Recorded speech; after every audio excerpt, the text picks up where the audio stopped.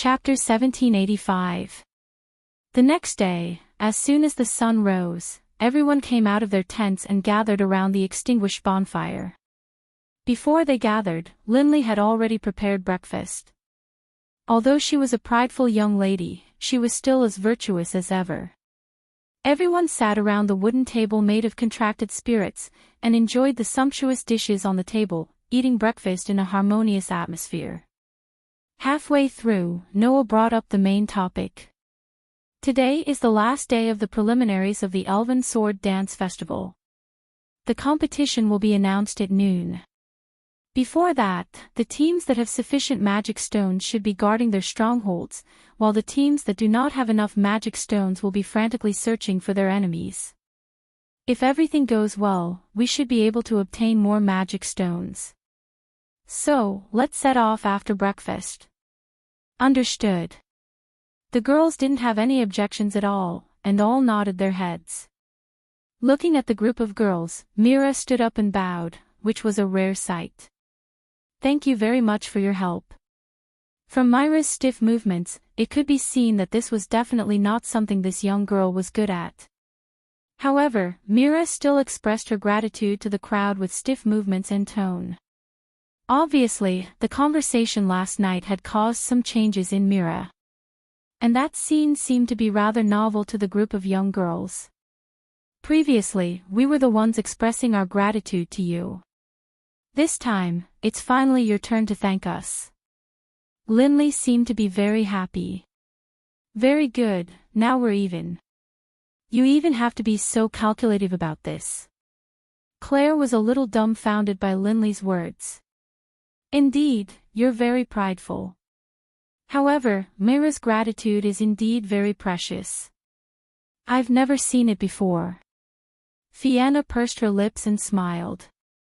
This feeling is indeed not bad. So, we don't have to be pretentious, Alice said straightforwardly. Just accept it with a grateful attitude. Saying that, the girls' pretty faces were filled with smiles. Although they didn't really care about Mira's gratitude, they should be very happy that Mira showed her feelings for the first time, right? Mira remained expressionless, but the light in her eyes seemed to be brighter than before. That pair of different-colored eyes, under the adornment of that spirit, no longer looked like a doll like before. Instead, they looked more like human eyes. Seeing this scene clearly, Noah couldn't help but smile. He clapped his hands, and the girls stopped their clamor. Then let's quickly finish our breakfast and get ready to go hunting. Hearing this, the girls smiled in unison. Under Noah's lead, they increased the speed at which they ate their food. About 20 minutes later, everyone gathered around the bonfire again. The tents in the camp had been taken down one by one and stored into Noah's gift card. Today was the last day of the Elven Sword Dance Festival preliminaries. Now that they had decided to go out and fight, this camp was no longer necessary. Hence, under Noah's lead, everyone gathered together and walked out of the stronghold after putting away the items they brought in the camp. As soon as they walked out of the stronghold, everyone maintained a formation. The basic formation was Alice, who could fight in close range, at the front, Claire, who was good at fighting in mid-range, at the back, and Linley, who could only fight in long range, ready to support any place at any time. Fianna, whose fighting ability was lower, and Mira, who couldn't use contracted spirits by herself, were in the center of the formation. Noah stayed beside Fianna and Mira, responsible for protecting these two girls who could play a key role. Maintaining this formation, under the leadership of Alice's wind spirit, Smough, the group hurried in the direction of one of the strongholds that they explored yesterday. However, it didn't take long for Noah, who had been following beside Fianna and Mira, to raise his eyes and stop. As soon as he stopped, everyone stopped as well. Fianna, who was closest to Noah, asked strangely, "What's wrong?" As soon as Fianna's words fell, and before Noah had time to answer, Smough, who was flying in the air at the front of the team, shouted excitedly with a sharp eagle-like voice. Alice's eyes narrowed as she looked at Smough and shouted, "What are you doing?" "Ambush!" That one sentence made everyone's body tense up. Almost at the same time, in the surrounding forest, figures flashed out and instantly surrounded Noah's group. WH. What? The girls were all shocked. There were two reasons for the shock. One was the number. The team that surrounded them was not just one team of 5, but 2 teams of 10. The other was the country that the 2 teams belonged to. You are, Mira said in a deep voice, the representative team of the Holy Tuya Kingdom. Taking a closer look, the group of girls who had flashed out from the surrounding forest were all wearing the same uniform.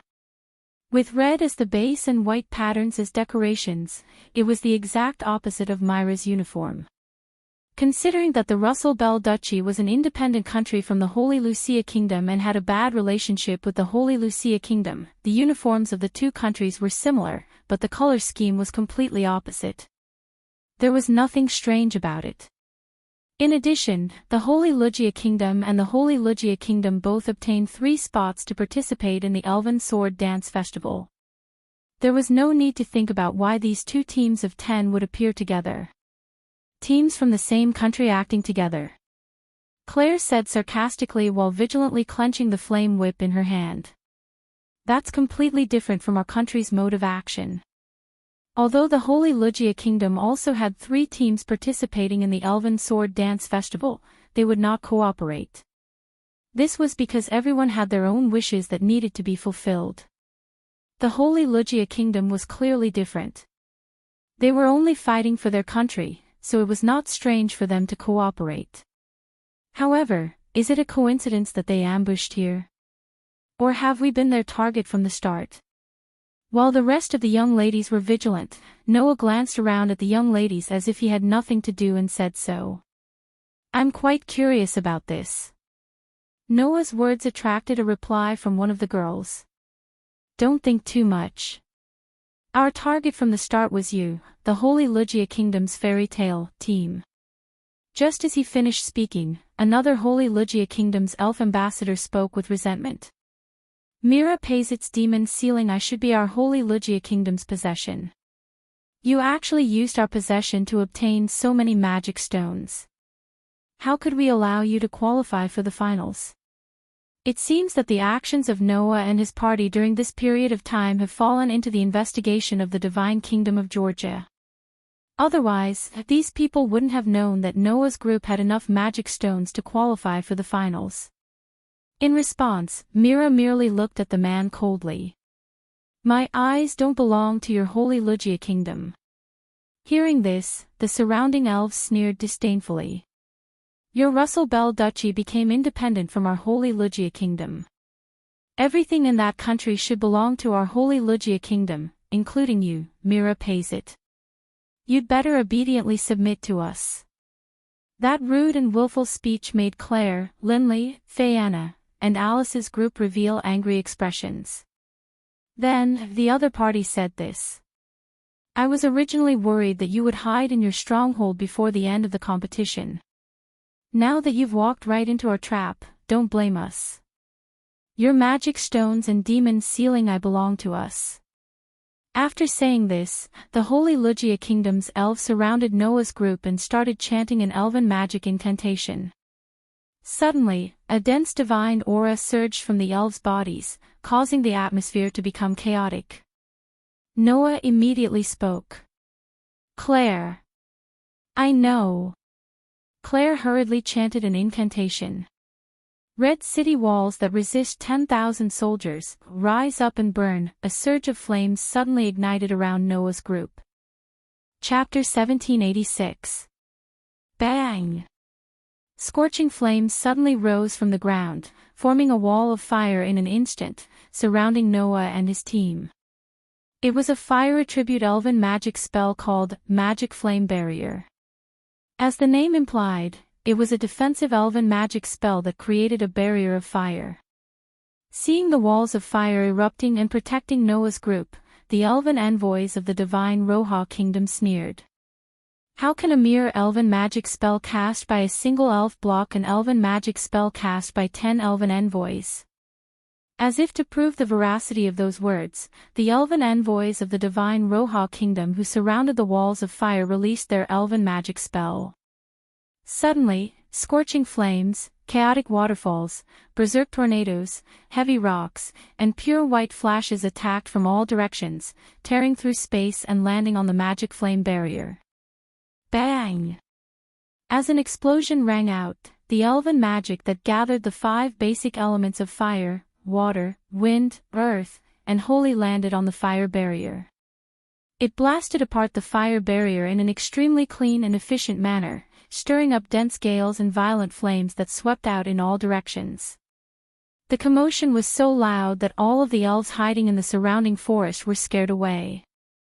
Like birds and beasts, they fled in panic.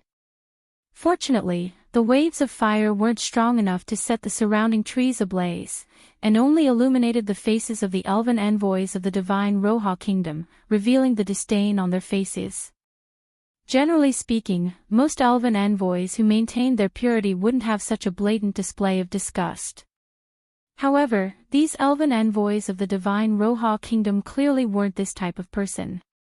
They seemed to be looking down on their opponents from the bottom of their hearts, making them exceptionally hateful. Sure enough, they're just a bunch of rascals who relied on the power of the demon Sealing Eye to obtain rich harvests. That's why I said that the people of the divine Roha kingdom are too naive. They actually let a bunch of students obtain the spots to participate in the Elven Sword Dance Festival. Since they're noble elven envoys, they should be like us and be tempered by the country like the military. That's what true strength is. That's right. In the end, they're just a bunch of greenhouse-like rookies living in the academy. They can't compare to us. The elven envoys of the divine Roha kingdom gazed at the location of the explosions and the berserk waves of fire and mocked without restraint. After all, it was precisely because Noah's group was only students that the elven envoys of the divine Roha kingdom, who thought themselves to be high above and had undergone strict military training, would look down on them. However, the fact that these people had such a reaction also proved how naive they were. In the next moment, 2 delicate shouts resounded. Dance, the scarlet flames of destruction. Ice fangs of ice penetrate the enemy. The clear and delicate shouts made the laughter of the elven envoys of the divine Roha kingdom come to an abrupt halt. Soon after, surging flames and ice crystal-like arrows intertwined and fell from the sky like a fire dragon and an ice dragon. As they spun, they fell into the encirclement of the elven envoys of the divine Roha kingdom like 2 thunderbolts. Boom! The moment the dual attack of ice and fire landed on the ground, it suddenly exploded just like the previous explosion. It stirred up layers upon layers of impact winds and violent waves of fire. Like a wave, it surged towards the surroundings. Among them, ice arrows were also mixed in. They were like bullets that were shot out of a gun, shooting out in all directions. Caught off guard, the elven envoys of the divine Roha kingdom could only miserably fall to the side and dodge the shock waves, berserk waves of fire, and random ice arrows. Under such circumstances, the incoming shock waves, berserk waves of fire and chaotic hail of ice arrows all landed on the surrounding trees, blasting them apart and causing them to fall one after another. At this moment, the elven envoys of the divine Roha kingdom stood up and looked up at the sky. There, a gust of wind blew. Claire, Linley, Frianna, Alice, and Mira were floating in the air as if they were riding the wind. They looked down at the elven envoys from the Holy Luja kingdom. Except for Mira, they all had smiles on their faces. 2 careless, elven envoys of the divine Roha kingdom. Claire, after Claire summoned the wall of fire, Alice also summoned the wind. Linley, riding the wind in the air like this, it's easy to dodge your elven magic. Frianna, even if you release elven magic for 10 people, it's useless if you can't hit. Alice, hearing the words of the 4 girls, the elven envoys of the divine Roha kingdom were furious. There was nothing more infuriating than being slapped in the face. Their confident attacks were dodged by their opponents, and they retaliated in the most direct way when they were disdainful. This made the elven envoys of the divine Roha kingdom, who looked down on the students of the academy from the bottom of their hearts, furious. "Damn it!" an elven envoys yelled. "We'll repay this humiliation 100-fold." However, at this moment, a sarcastic voice sounded from behind this elven envoys. "You asked for humiliation, how can you repay it?" A chill ran up this elven envoy's back. Poke dash. With a tearing sound, a glittering silver sword pierced through this elven envoy's back, and the tip of the sword poked out from his chest. "Ugh!" The elf user immediately let out a blood-curdling scream. Then, he fell to the ground and fainted. The elven envoys of the divine Roha kingdom were shocked and quickly turned their heads to look. There, Noah, who was holding the demon slayer's sword, slowly pulled out the elven device from the fallen elven envoys and looked over calmly. "You." The elven envoys retreated subconsciously. "When did you? I'm sorry." Noah curled his lips into a smile. "Elven magic doesn't work on me, so there's only me. There's no need to dodge at all." After saying that, Noah stomped his foot. His figure was like a cheetah as he suddenly dashed toward the nearest elven envoy. "You seem to look down on students.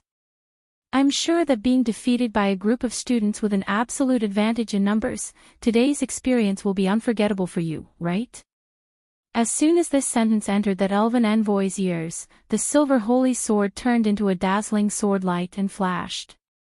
Slash! With another tearing sound, the dazzling sword light slashed across the elven envoy's throat, causing them to scream and fall to the ground. If it weren't for the fact that Noah was using the elven device, which reduced the level of materialization, the elven envoys' heads would have been tossed into the air with blood flowing out. Damn male elven envoys. How can we allow you to humiliate us? You're just a student. Flustered and furious, the elven envoys of the divine Roha kingdom began to summon their elves and prepare for the battle. However, it was too late for them to react. Slash! Slash! Slash! Slash! Like a ghost in the night, Noah shuttled through the woods without a trace and dashed toward the elven envoys of the divine Roha kingdom. The silver holy sword in his hand turned into the most horrifying weapon and slashed at the elven envoys. Ugh! Aw! Ugh! Amidst the screams, the elven envoys fell down one after another. After twitching a few times, they stopped moving. In the end, a few seconds later, 2 teams of 10 elven envoys fell to the ground and sullenly accepted their defeat. Chapter 1787. The forest regained its silence. In the open space that had once turned into a battlefield, the elven ambassadors from the Holy Roha kingdom had all collapsed and fainted. Claire, Linley, and Alice stepped forward and searched the 10 elven ambassadors from the Holy Roha kingdom. After a while, they all came before Noah with grave expressions. "No, we still can't find anything." Claire's tone was full of vexation. "We didn't find a single magic stone." Hearing that, Noah frowned slightly. "Why aren't there any magic stones?" Linley asked in confusion. "Could it be that these people didn't carry any magic stones with them?" "No, that's impossible."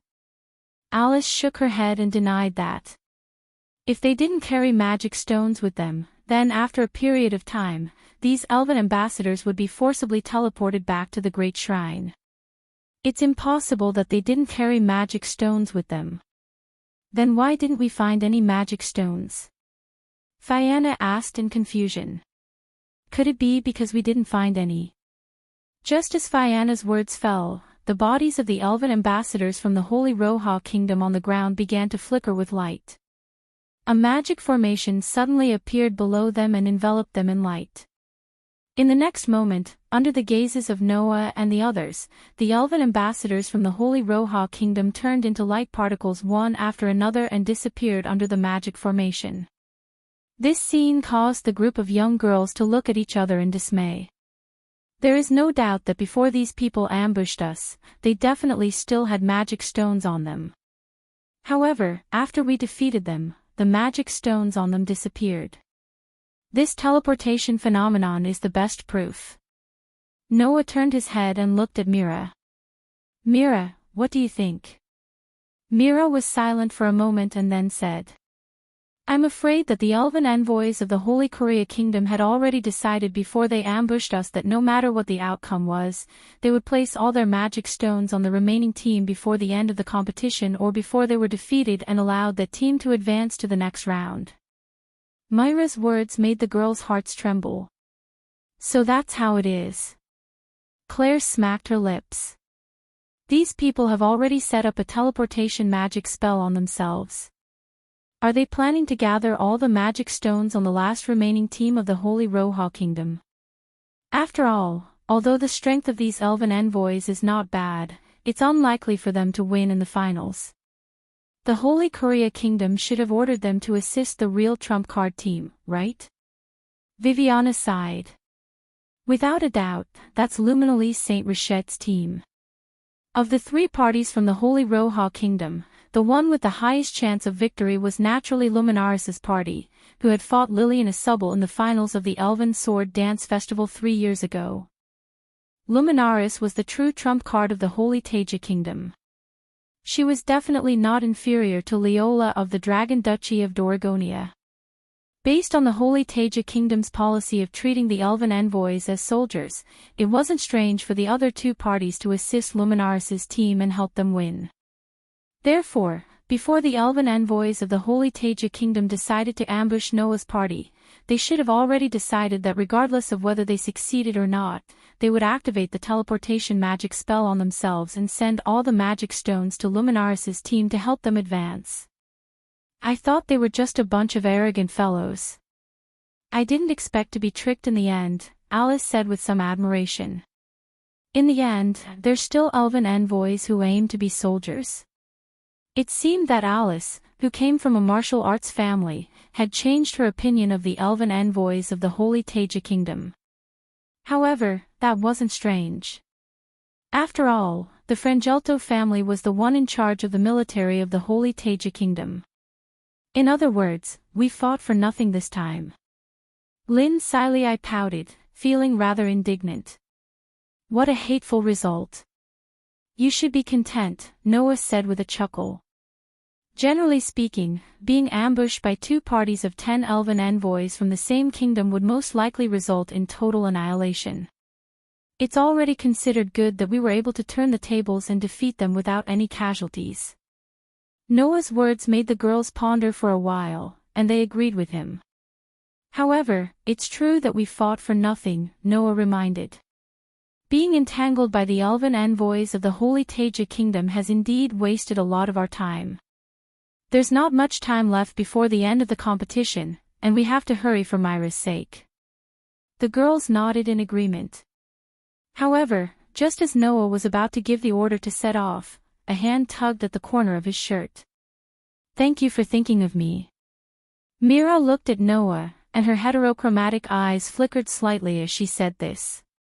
However, it's fine to stop here. Myra's words stunned everyone. It's fine to stop here. Noah asked with uncertainty. Do you mean that we don't have to continue collecting magic stones? Yes, Mira nodded and said without any confusion or hesitation as usual. There's not much time left before the end of the competition, and there aren't many teams left. Next, whether it's attacking the stronghold or encountering other teams, it will be much more difficult than before. In the end, not only will we not get anything, we might even lose the magic stones we have. I feel that we don't have to continue increasing the risk. But, is this okay? Noah looked at Mira. I think that with only 11 magic stones, it will be difficult to advance to the finals. With all my teammates dead and only one person left, it's already a good result to be able to obtain 11 magic stones. Mira met Noah's gaze. So, I think it's fine to stop here. Noah didn't know what to say. Because, even though that was the case, would the Rosabelle Kingdom be satisfied with just a good result? Those fellows who wanted to use Mira as a weapon wanted to win the Elven Sword Dance Festival, not a good result. If Mira gave up just like that, the Rosabelle Kingdom would definitely be furious, right? And there was only one reason for Mira's existence. That was to win the Elven Sword Dance Festival. If this goal failed, Noah could imagine what would happen to Mira. However, Mira definitely knew this, so why would he give up suddenly? As though he had seen through Noah's thoughts, Mira smiled bitterly like a human for the first time. The elven envoys of the Holy Korea Kingdom took the risk to ambush you because of me. If not for your strength, those fellows would have succeeded because of me. You said that I still have human emotions. I didn't believe it last night, but I do now. Mira stopped smiling bitterly and looked at Noah with a gentle expression. Because, I sincerely don't want to see you in any danger because of me. Mira. Claire, Linley, Fayanna, Alice, and the other girls were somewhat moved. Obviously, Mira's words, which were full of emotions, impacted them greatly. They had never felt this from this girl before. Even Noah couldn't help but persuade him. I don't think that with our strength, anything will go wrong. Is that so? Mira asked. Then what if we meet Lane Isabel, who even you think is unreasonably strong? Noah was speechless. At this point in the competition, there aren't many teams left, and all of them are strong teams. There is a possibility of meeting a Purgatory Apostle, Mira said sincerely. So, it's fine now. Noah was speechless. Noah sighed, reached out his hand, and patted Mira's head. Thank you for thinking of us, Mira. For a moment, a faint smile appeared on Mira's face. Just like that, the end of the competition slowly arrived. Chapter 1788. Just like 7 days ago when the Elven Sword Dance Festival officially opened, the vast grand sacrificial hall was packed with people. On the altar, the elven concubines who served the 5 elven kings stood side by side in a row with their eyes closed as if they were conserving their energy. They looked very elegant and noble. Clang! At a certain moment, the teleportation circle on the altar flashed with a dazzling light that illuminated the entire grand sacrificial hall, causing the audience to squint their eyes slightly.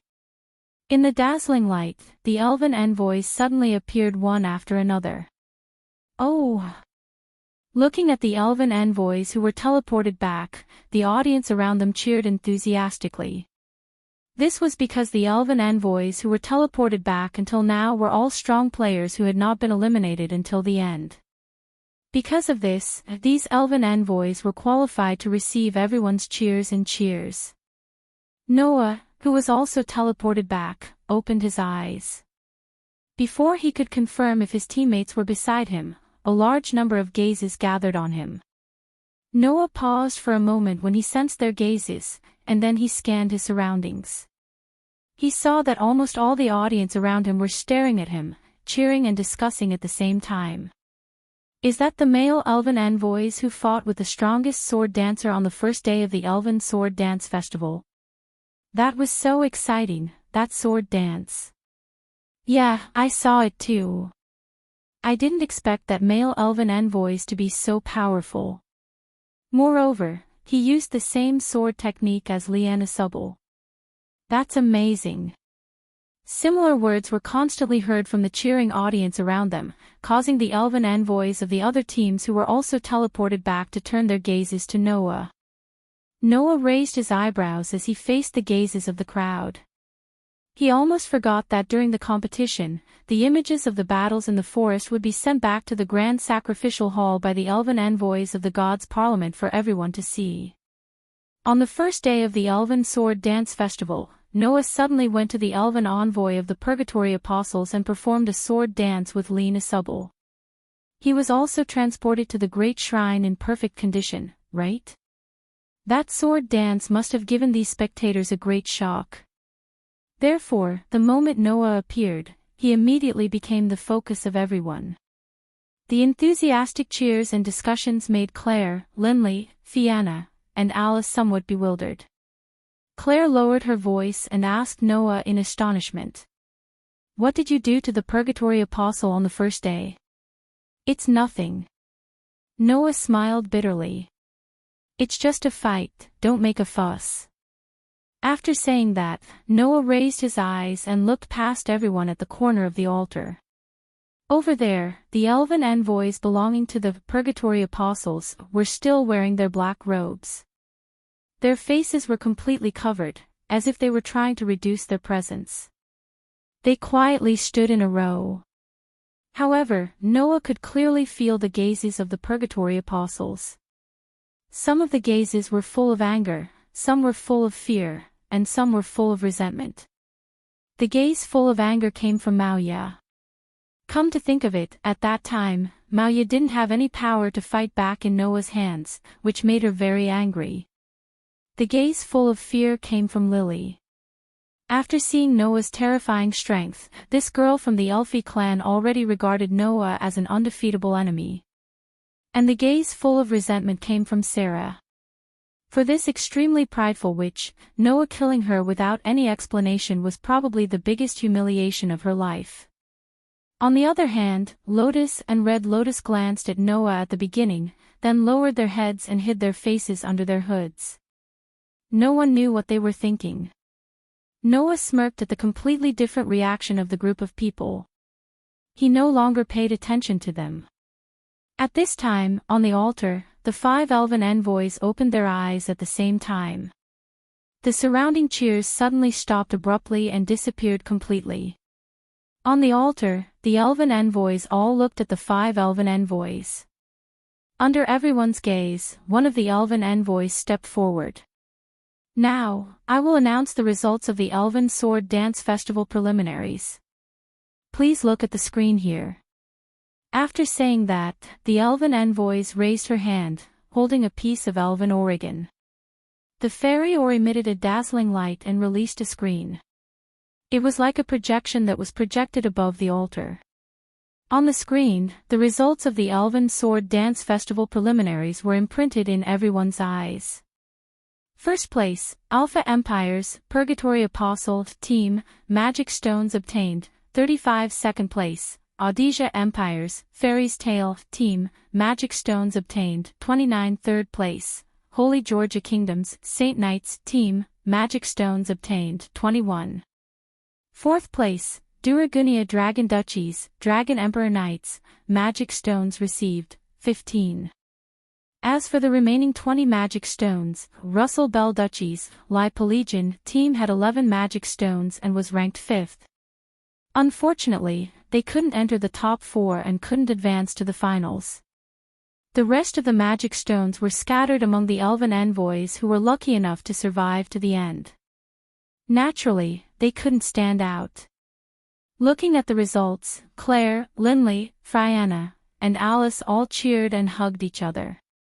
In the high sacrificial hall, the audience belonging to the Alpha Theocracy, the Ordesian Empire, the Holy Georgia Kingdom, and the Dragon Duchy of Draco burst into cheers, which echoed throughout the entire high sacrificial hall.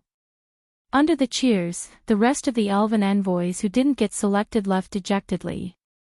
In the end, only the Fairy's Tale, the Purgatory Apostles, the Saint Spirit Knights, and the Dragon Emperor Knights remained on the altar. Under the cheers of the audience, Noah stared at the rankings displayed on the screen and more or less understood. Sure enough, that little girl called Maoya also has a tactical level Elven envoys. If it wasn't for the powerful Elven envoys that were specially used for war and could attack the strongholds full of enchantments, traps, and envoys, then the Purgatory Apostles' Elven envoys shouldn't have gotten more than Noah's team. Unless that unfathomable Red Lotus had some big killing trump card that Noah didn't know about. Otherwise, with the type of Elven envoys that Lotus had, it should be the same as Noah's holy sword. Because it wasn't suitable for large-scale battles, it couldn't guarantee that the Elven envoys would have gotten more than Noah's team. While Noah was deep in thought, the Elven envoys on the altar continued to announce the results. Before the start of the finals, we will hold a ceremony to express our gratitude to the Elven King. The contestants who have qualified for the finals will have 2 days to rest and recuperate. We look forward to your most beautiful sword dance for the great Elven King, and at the same time, show your strength to the world. After that, the Elven envoys bowed and saluted in unison. Then, under the cheers of the audience, they slowly left the hall. Almost at the same time, the Elven envoys under the Purgatory Apostles' Elven envoys left silently. The Saint Spirit Knights also left under the lead of a young girl. However, before leaving, the girl seemed to have glanced at Noah's direction. Noah knew. That girl was most likely Luminaris. Obviously, the other party already knew who defeated the other 2 teams of the Holy Korea Kingdom. It seemed that in the finals, not only the Purgatory Apostles, but also the Saint Knights might have their eyes on him. Just as Noah was thinking this, another scorching gaze was cast on him. Noah turned his head and looked over. He saw Leola looking at Noah with eyes full of fighting spirit. After a while, she led the team and left the scene. Well, maybe everyone will have their eyes on me. Of course, this matter would only need to be considered during the finals. Now, Noah had one more thing to do. Chapter 1789. On the top floor of a high-class hotel on the Holy Floating Island, in a luxurious room, Mira lowered her head and closed her eyes as she stood in the middle of the room. In front of Mira, near the window, a man in a luxurious suit had his back facing her. He did not say a word, and the atmosphere was heavy. Outside the window, people were still discussing the results of the preliminaries of the Elven Sword Dance Festival. Naturally, the people who were mentioned the most were the top 4 teams in the preliminaries. The Purgatory Apostles of the Alpha Theocracy, the Fairy's Tale of Austria, the Saint Knights of the Holy Kingdom of Georgia, the Dragon Knights of the Dragon Duchy of Doragonia, the man said in an extremely cold tone as he read out the countries and representative teams that people had been talking about enthusiastically one by one. Originally, they should have mentioned the Lipa division of the Luo-Sibyl Duchy. Hearing this, Mira seemed to have nothing to say and continued to stand there quietly. In response, the man's tone became even colder. "Don't you have anything to say to me?" Mira was silent for a moment before she spoke. "I don't have anything to say, Your Highness." The man in the luxurious suit was the Prince of the Rosabelle Duchy. At the same time, this prince was also the culprit who bought Mira, whom her parents were afraid of, with money. In order to let Mira win in the Elven Sword Dance Festival, he did not hesitate to deprive Mira of her human emotions and implant the mission of winning in the Elven Sword Dance Festival. Unfortunately, the dream was beautiful, but the reality was too cruel. Not to mention winning, the Rosabelle Duchy did not even make it into the top 4. They were just in 5th place and announced their honorable exit in this year's Elven Sword Dance Festival. Of course, to the prince, this result was not honorable at all. "Don't you have anything to say?" The prince turned around with a cold smile on his face. "No, you should have a lot of things to tell me. For example, why didn't you win?" The entire process of the Elven Sword Dance Festival would be transmitted back to the Great Sacrificial Hall for all the spectators to see. Therefore, the Prince of the Rosabelle Duchy clearly knew what kind of performance the Lipa division led by Mira was capable of. "The first day has just passed. Apart from you, everyone else has been eliminated." "That is undoubtedly your fault," the Prince of the Luo-Sibyl Duchy said coldly. "You chose the wrong strategy. You didn't expect the Odesia Empire's Fairy's Tale to leave the stronghold and ambush you instead, leading to the elimination of your teammates. That was indeed a mistake on Myra's part." So, Mira did not refute. However, under such circumstances, you were still able to win the alliance with Fairy's Tale and prevent the team from being directly eliminated. That is your contribution. The Prince of the Rosabelle Dukedom said faintly. "It's just that you still didn't win. Since that's the case, no matter how great your contribution is, it can't make up for your mistake. I only want to ask you. The gaze that the Prince of Luo's Sibyl Duchy cast on Mira turned from cold to furious. Undoubtedly, you had the chance to win, but why didn't you do so? Mira's heterochromatic eyes trembled slightly. Because Mira knew what the prince was referring to. The Odisha Empire's fairy's tale didn't seem to be on guard against you. After interacting with those elven envoys for a few days, you had countless chances to steal magic crystals from them, but you didn't do so. The prince's voice was filled with anger. If you had succeeded, with the 11 magic crystals in your hands, you could have even jumped to first place. At that time, our Luo's Sibyl Duchy would have obtained unparalleled glory. Now, the opportunity has been lost for nothing. Facing the prince's anger, Mira still didn't say anything, but she was shaking her head in her heart. Of course, because Noah and the rest treated Mira without any ill feelings, Mira did not have any ideas about the magic crystals on them. But in Mira's opinion, even if she really did so, she would most likely not succeed. Even if she succeeded, betraying the alliance in front of the entire continent and using such methods to obtain first place, she would definitely not obtain any unparalleled glory. She would only be disdained and looked down upon by everyone. But the prince clearly didn't care about this at all. Because of your failure, the Luo's Sibyl Duchy's plan to surpass the surrounding countries in one go has become nonsense. The prince of the Luo's Sibyl Duchy was so angry that he couldn't control himself. And because of your failure, my plan to become king in one go has been completely ruined. Acquiring Mira and using her as a weapon in the Elven Sword Dance Festival to obtain victory would allow the Luo's Sibyl Duchy's national power to increase greatly under the protection of the Elven King, surpassing the surrounding countries in one go. This saying was only used by the prince to deal with other people. This prince was not so kind-hearted to the point of being tired for the sake of the country and its people. The reason why he did this was only because once Mira successfully obtained victory in the Elven Sword Dance Festival, as the person who nurtured her, this prince's reputation in the country would instantly reach the peak, surpassing the other successors of the royal family in one go. At that time, the current king would definitely appoint him as the next successor to the throne, allowing this prince to obtain the entire country. It was for this purpose that the prince did his best to nurture Mira, and in order to not make any mistakes, he nurtured Mira into a tool. Now, all of these plans would be for naught. How could this not make the prince furious? Since you can't even complete your mission, then what's the point of me nurturing you? The prince took a deep breath, suppressed the anger in his heart, and looked at Mira with extreme coldness. So, I'll sell you. Presumably, with the value of a tactical-grade military elf, you should be able to exchange for some bargaining chips to fight for the throne, right? The merciless judgment did not cause Mira's heart to waver much. After all, Mira had already more or less expected this result. This was the fate of being a tool. Living in this world as a prop, and then welcoming death as a prop. That was what Mira had always thought.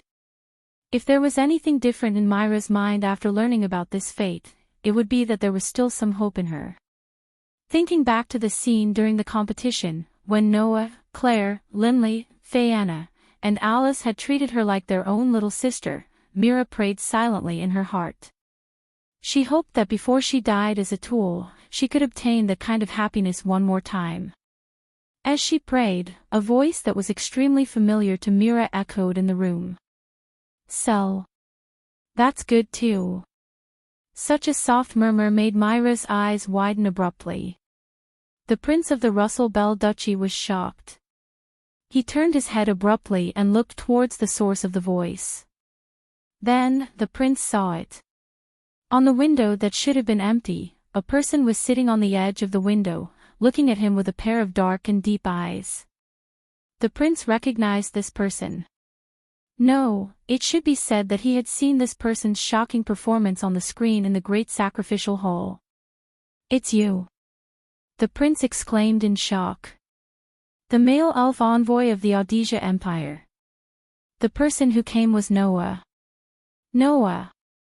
Mira's expression from the beginning, even when she was told that she would be sold as a tool, finally changed.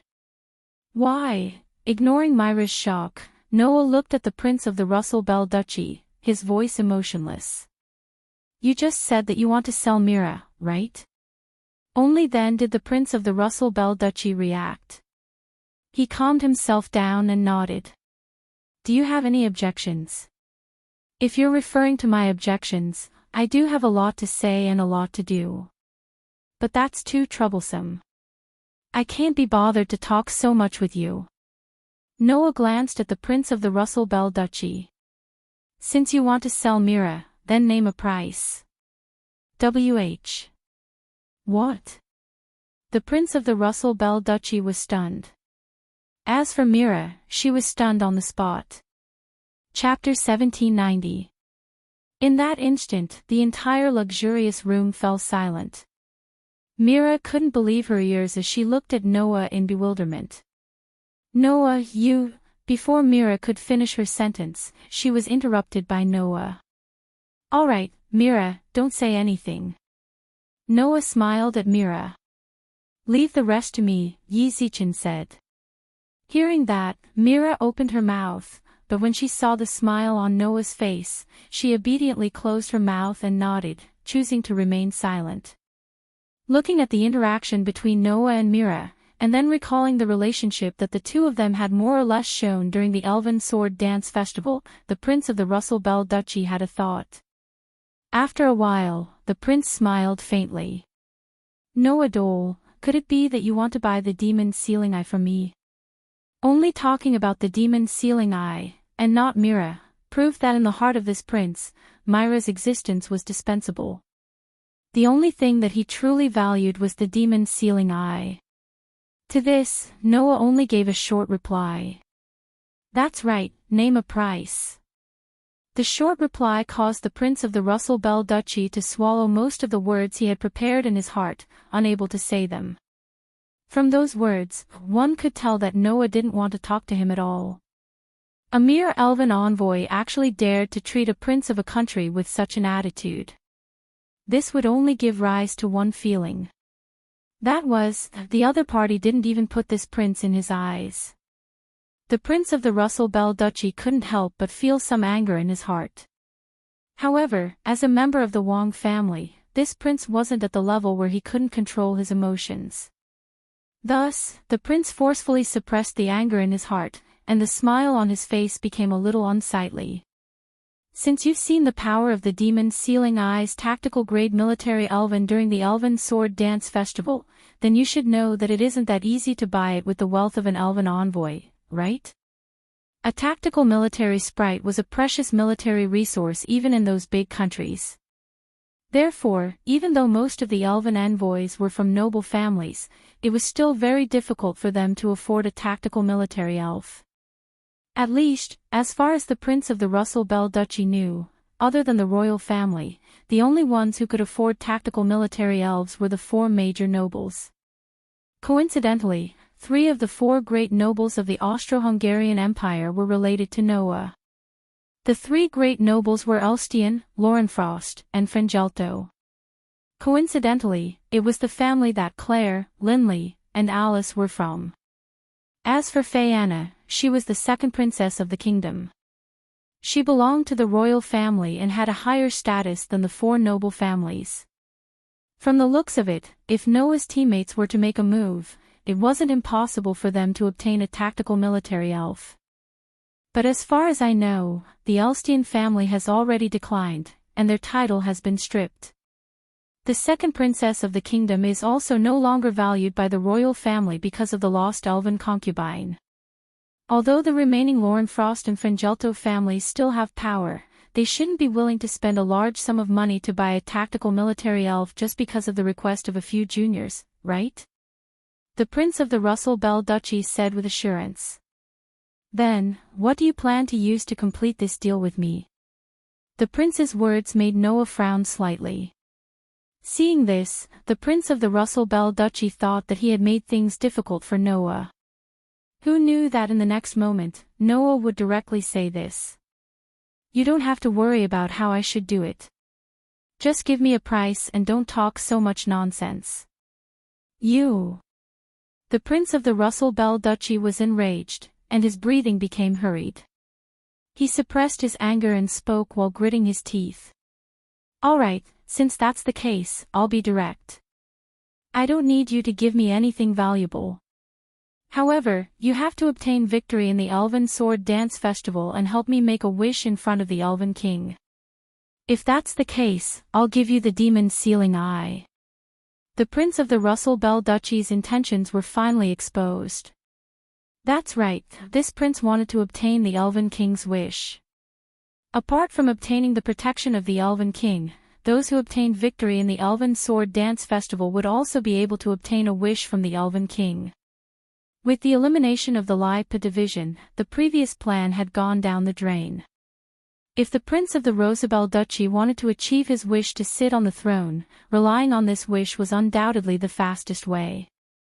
As long as Noah obtained victory in the Elven Sword Dance Festival and helped him make the wish of obtaining the throne, this prince's ambition would be able to succeed. This was why this prince had said so much nonsense to pave the way. Noah was able to fight head-on with Lena Subble on the first day of the Elven Sword Dance Festival without losing. Such an elven envoy could definitely obtain victory in the Elven Sword Dance Festival. That was why the Prince of the Russell Bell Duchy had offered such a condition when Noah requested for Mira.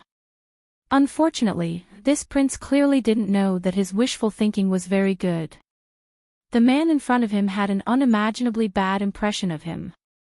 Thus, Noah looked deeply at the Prince of the Russell Bell Duchy and sighed. "If you put away your boring ambition and scheming heart, and honestly state a price, then I'll forget about it. This is your last chance." W.H. What? The Prince of the Russell Bell Duchy was slightly startled, and then his expression darkened. "What do you mean by this? You still don't understand." Noah raised his eyes and looked at the prince. "I thought you were a smart person. Looks like you're destined to be unpresentable. Since you don't know what's good for you, then I'll make sure you don't get anything." The Prince of the Russell Bell Duchy was finally enraged. However, before this prince could fly into a rage, Noah curled his lips and smiled. "Listen carefully. If I can really obtain victory in the Elven Sword Dance Festival and obtain a wish, then I definitely won't use it to make any deal with you. Instead, I'll directly make a wish for the Russell Bell Duchy to release Mira Pacet or for the Russell Bell Duchy to disappear. That way, I'll be able to achieve my goal. Do you understand?" The anger in the prince's heart was instantly extinguished by a basin of water, and he sucked in a breath of cold air. "You're actually willing to do this for Mira Pacet?"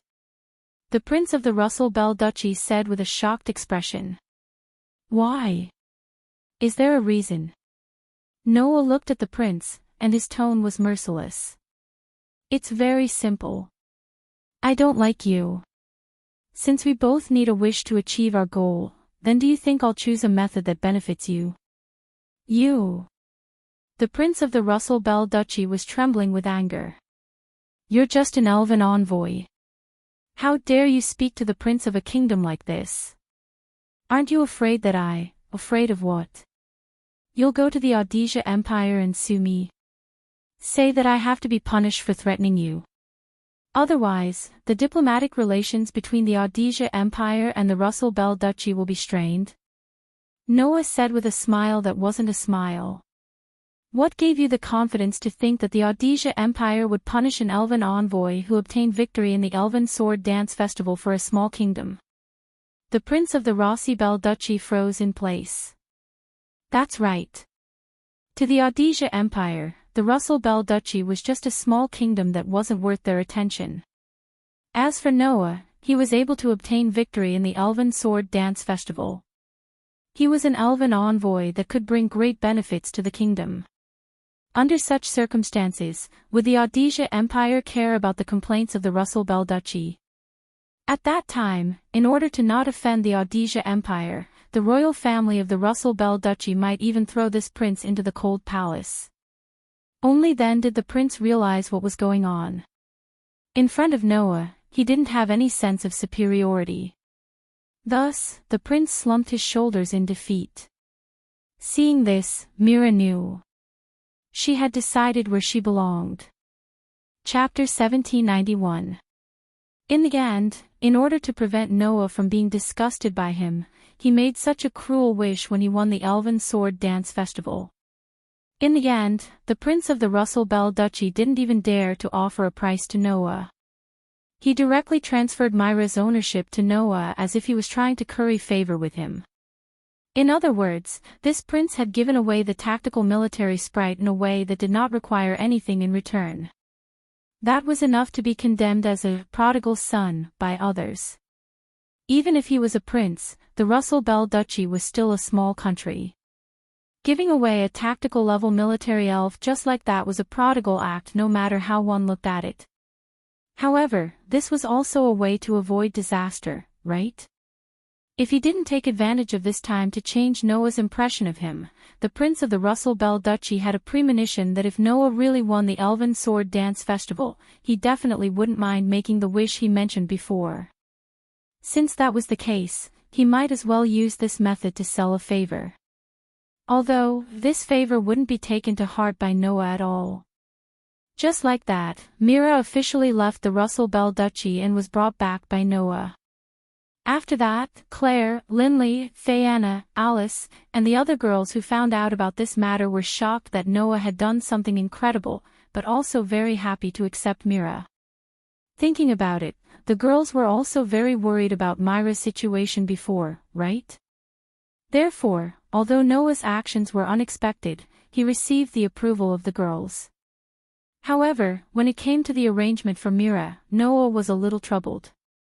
No matter what, Mira was bought back by Noah from the Russell Bell Duchy in a high-profile manner. However, Noah really didn't consider how to arrange Mira after buying her back. In the end, Noah still decided to temporarily arrange for Mira to enter the Alessia Elven Academy. With Myra's aptitude and the fact that she was a tactical military elf in the eyes of the demon sealer, Vath and Grey would most likely accept such an outstanding student without hesitation, right? And with Greyvath's protection, Noah didn't need to worry about anyone in the Osea Empire targeting Myra's military elves, which would be disadvantageous to her. At this point, Myra's matter came to an end. However, what Noah did not expect was that as soon as he settled Myra's matter, the person he had just mentioned in his mind appeared. Should I congratulate you on passing the preliminaries? In the tower at the center of the floating island, in Noah's room, Greyvath openly barged into his room and said this as soon as she barged in.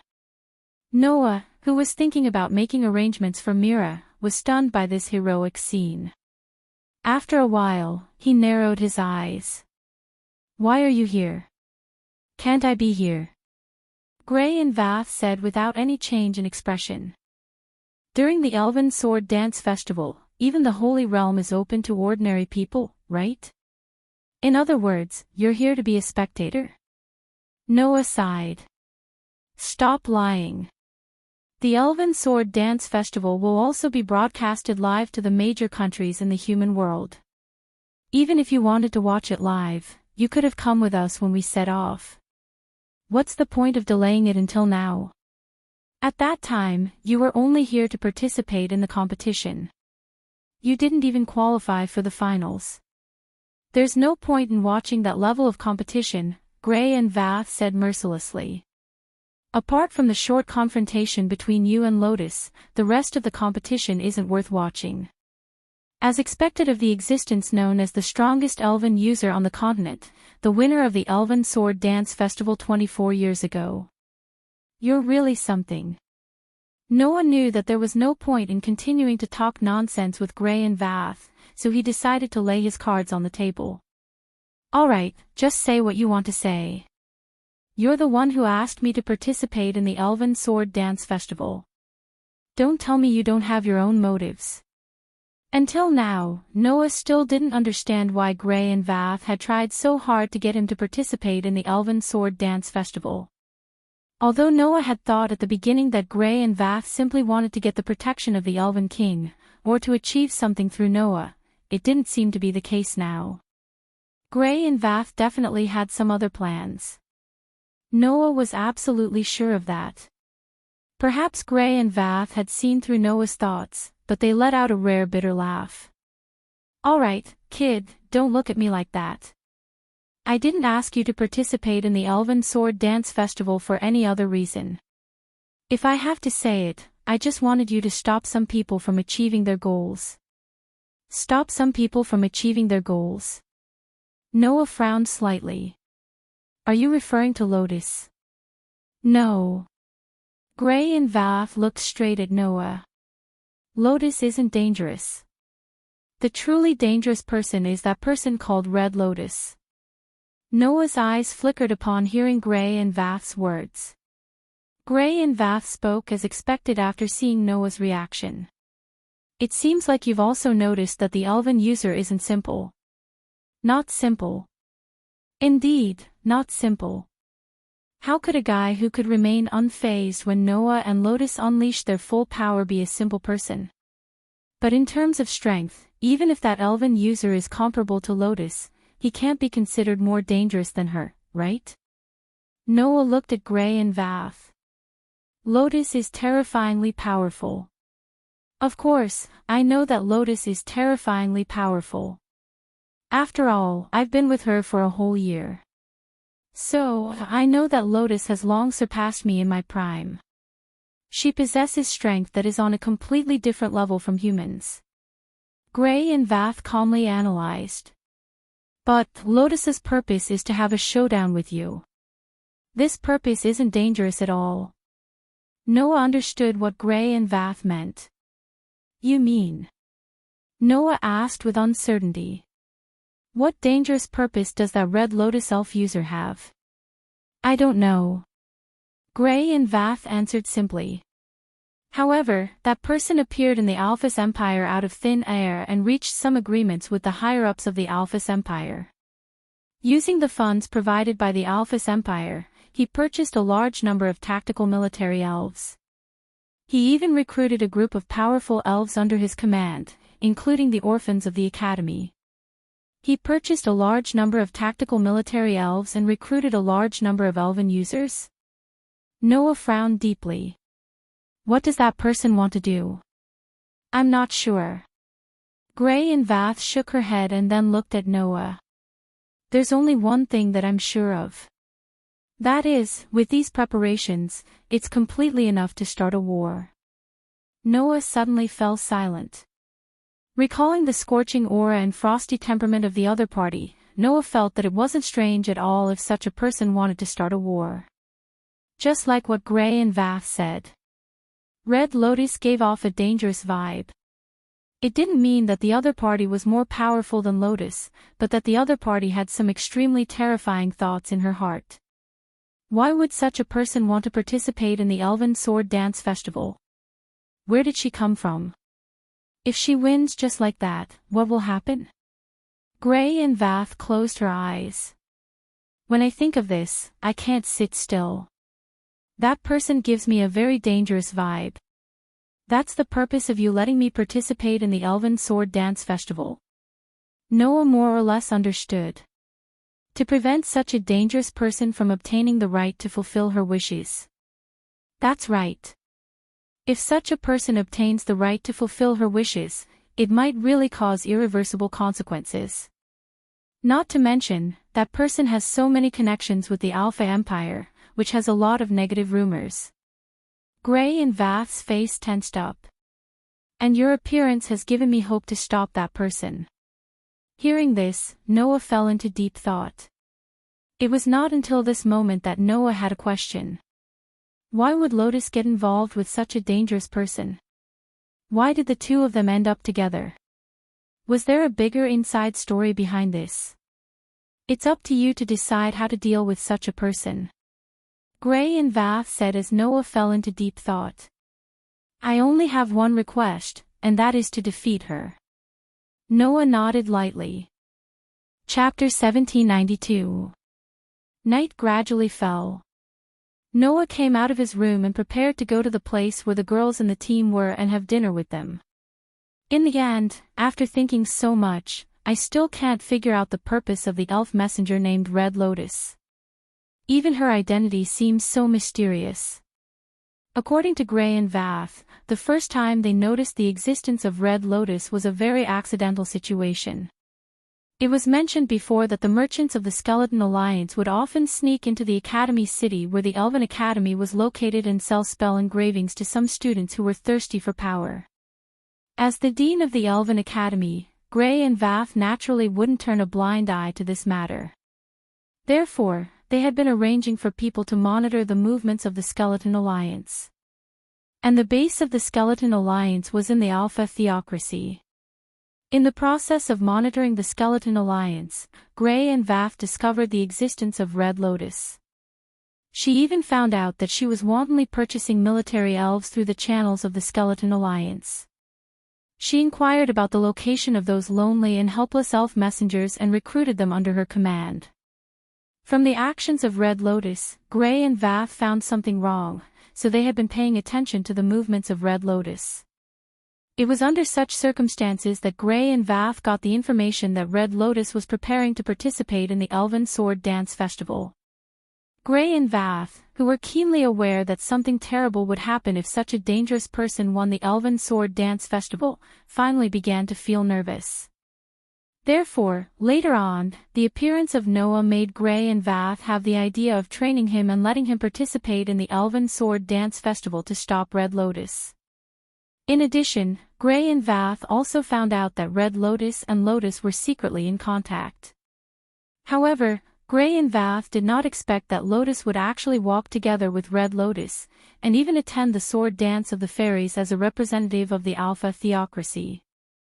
4 years ago, the Academy was destroyed due to some unknown incident.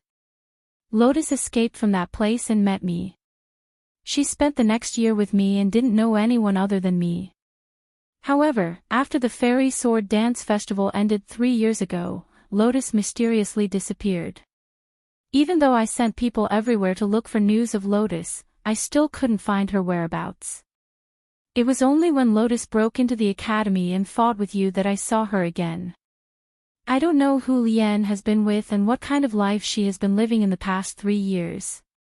If even I can't get any information, it proves that Lien's whereabouts have been deliberately hidden by someone. Perhaps Hong Lien is one of the reasons. The above information was told to Noah by Gray and Vath. This made Noah feel that this matter was very strange. He still remembered that Lotus told Noah this when they met in the Academy because of Versilia's matter. An acquaintance told me that Versilia Eva Farangelto might have transplanted the spell rune, and it was because of me. Gray and Vath said that after coming out of the Academy, until the end of the Fairy Sword Dance Festival, Lotus only had contact with her and didn't know anyone else. So where did this so-called acquaintance come from? Moreover, Lotus also said that the reason why she knew that Versilia might have transplanted the spell rune was because her acquaintance told her that Versilia had been in contact with the people of the Skeleton Alliance. Therefore, Noah had reason to believe that the so-called acquaintance was referring to Hong Lien. After all, Hong Lien had a very deep relationship with the Skeleton Alliance, so it wasn't strange for her to know such news. And if the acquaintance that Lotus was talking about was Hong Lien, then Hong Lien's identity was a little thought-provoking. I remember that Lotus once said that her acquaintance happened to have an extraordinary relationship with Claire and Friana. Noah stroked his chin as he walked forward. Her aura is scorching hot, and she has an extraordinary relationship with Claire and Friana. Noah felt that he seemed to have grasped the key to pointing out Hong Lien's true identity. In addition, Losty also mentioned that Hong Lien seemed to have formed a contract with a mythical elf. This made Noah's mind flash, and he suddenly stopped in his tracks. It can't be. Noah couldn't help but murmur. Could it be that Hong Lien is that person? If it was really as Noah thought, and Hong Lien was that person, then it wouldn't be a joke. Not to mention other things, if people knew that this person actually participated in the Elven Sword Dance Festival openly and appeared in front of everyone, it would definitely cause an unimaginable uproar. Especially the House of Gods and the Ordesia Empire, they might directly interfere in the Elven Sword Dance Festival and attack Hong Lien. But that's not right. Noah frowned. If Hong Lian is really the person I think she is, then why would she participate in the Elven Sword Dance Festival? The Elven Sword Dance Festival was actually a large-scale ceremony to offer sacrifices to the Elven King. Elven envoys from all over the continent would perform sword dances during the ceremony, and the most beautiful sword dance would be presented to the Elven King. That was the most fundamental purpose of the Elven Sword Dance Festival. In other words, the Elven King would be watching the entire process of the competition. If Hong Lian was really the person Noah thought she was, then the Elven King wouldn't let her participate, right? Or, even the omnipotent Elven King doesn't know Hong Lian's true identity. Noah felt as if he had found the vine that would lead him to the location of the melon. If Noah were to follow this vine, he would be able to reveal the biggest secret of the Elven Sword Dance Festival to Noah. However, he still couldn't find the location of the melon. Therefore, it was still a long way to go if he wanted to follow the vine to the melon. However, if it's really as I think, and Red Lotus is that person, then we have to consider whether or not we should let Claire and Fianna face her in the finals, or even let them meet. Thinking of this problem, Noah's expression became more or less dignified. At this moment, a voice sounded from behind Noah. "What are you thinking about here alone?" The sudden voice startled Noah. He turned his head and subconsciously looked behind him. In the next second, Noah was stunned and cried out in surprise. "Why is it you?" The person who appeared behind Noah was a young lady with shoulder-length black hair and a beret with a flying dragon emblem on her head. She exuded a strict temperament. She was the trump card of the Dragon Duchy of Doragonia, the leader of the Dragon Emperor Knights Leola Lancaster. "You didn't notice my presence even when I got so close." Leola looked straight at Noah. This isn't the performance of a powerful elven envoy who is on par with Lyanna Subble. Noah could clearly hear the dissatisfaction in Leola's words. It was a straightforward emotion that one would only have when one's favorite opponent didn't perform as well as one had imagined. Of course, Noah was indeed too focused on thinking and didn't notice Leola's approach. However, that also proved that Leola didn't approach Noah with any evil intentions. If Leola approached Noah with clear hostility, malice, and killing intent, Noah's sensing ability would have reacted and it would be impossible for him not to notice Leola. However, Noah didn't purposely explain and continued to ask. "Why are you here? Why do I feel like I'm being perfunctory?" Leola furrowed her beautiful brows, but soon, she didn't care anymore. "I'm here to look for you." "Look for me?" Noah raised an eyebrow. "Don't tell me you want to have a fight with me again." "That might not be a bad idea, but compared to having a private fight with you here, I prefer to have a fair fight with you in the finals of the Elven Sword Dance Festival." Leola didn't hide her thoughts at all. "Before that, let's forget about the private fight." "Is that so?" Noah shrugged. "But who knows when the dragon's blood will awaken again?" "Don't worry, I've already fought enough during the preliminaries. The dragon's blood will only awaken when my thirst for battle is stronger." "My thirst for battle hasn't reached that stage yet." Leola looked at Noah and the corners of her lips curled up. "There's only one thing I'm sure of, and that is that a dragon in my body is thirsting for a fight with you." In other words, if there was a chance, Leola would definitely challenge Noah. Chapter 1793. Even though they hadn't known each other for a long time and had only met 2 to 3 times, Noah more or less understood Leola Lancaster. In simple terms, she was a person who was loyal to her instincts. While being a knight, Leola was also a warrior. Perhaps due to her identity as a dragon servant, Magish G, this knight-come-warrior was as competitive as a fierce dragon and was loyal to her instincts. To this young lady, the happiest thing was to be able to find a worthy opponent, right? And it was very obvious that Noah was a worthy opponent in the eyes of this Duke Dragon. Moreover, during the awakening of the dragon blood, Noah had also gotten rid of Leola in a straightforward manner. That situation must have made Leola even more excited, right? In the beginning, my goal was to fight the strongest sword dancer. But now, compared to Liena Subble, I hope to fight you more. Leola looked at Noah with a burning gaze. I hope that during the sword dance of the elves, you can calm the hot blood in my heart and satisfy the thirst of the dragon in me. Let's hope so, Noah said as if he didn't see Leola's burning gaze, avoiding the main point and dwelling on the trivial. So, why are you looking for me? You can consider it as something. The burning battle intent in Leola's eyes calmed down bit by bit. Her gaze didn't leave Noah as she spoke. Before that, I'd like to ask you a question. Noah didn't speak and silently signaled for Leola to continue. Shortly after, Leola spoke. Noah Doria, who exactly are you? This question stunned Noah. Noah didn't expect Leola to ask such a question. What do you mean by who exactly am I? Noah blinked. Didn't the Dragon Duchy of Doragonia already investigate my background? It's because of that we realized that there are a lot of mysteries surrounding your identity, Leola said. To put it bluntly, before you appeared in the Alicia Elf Academy in the Alicia Empire, we didn't get any information at all. Where are you from? Who are your parents? Where did you live before? Leola stared straight at Noah. We didn't even manage to find out the slightest bit of such basic information. It's just too strange. It's as if you didn't even exist in this world before you appeared in Alicia Elven Academy. Leola was right. Before that, Noah didn't exist in this world.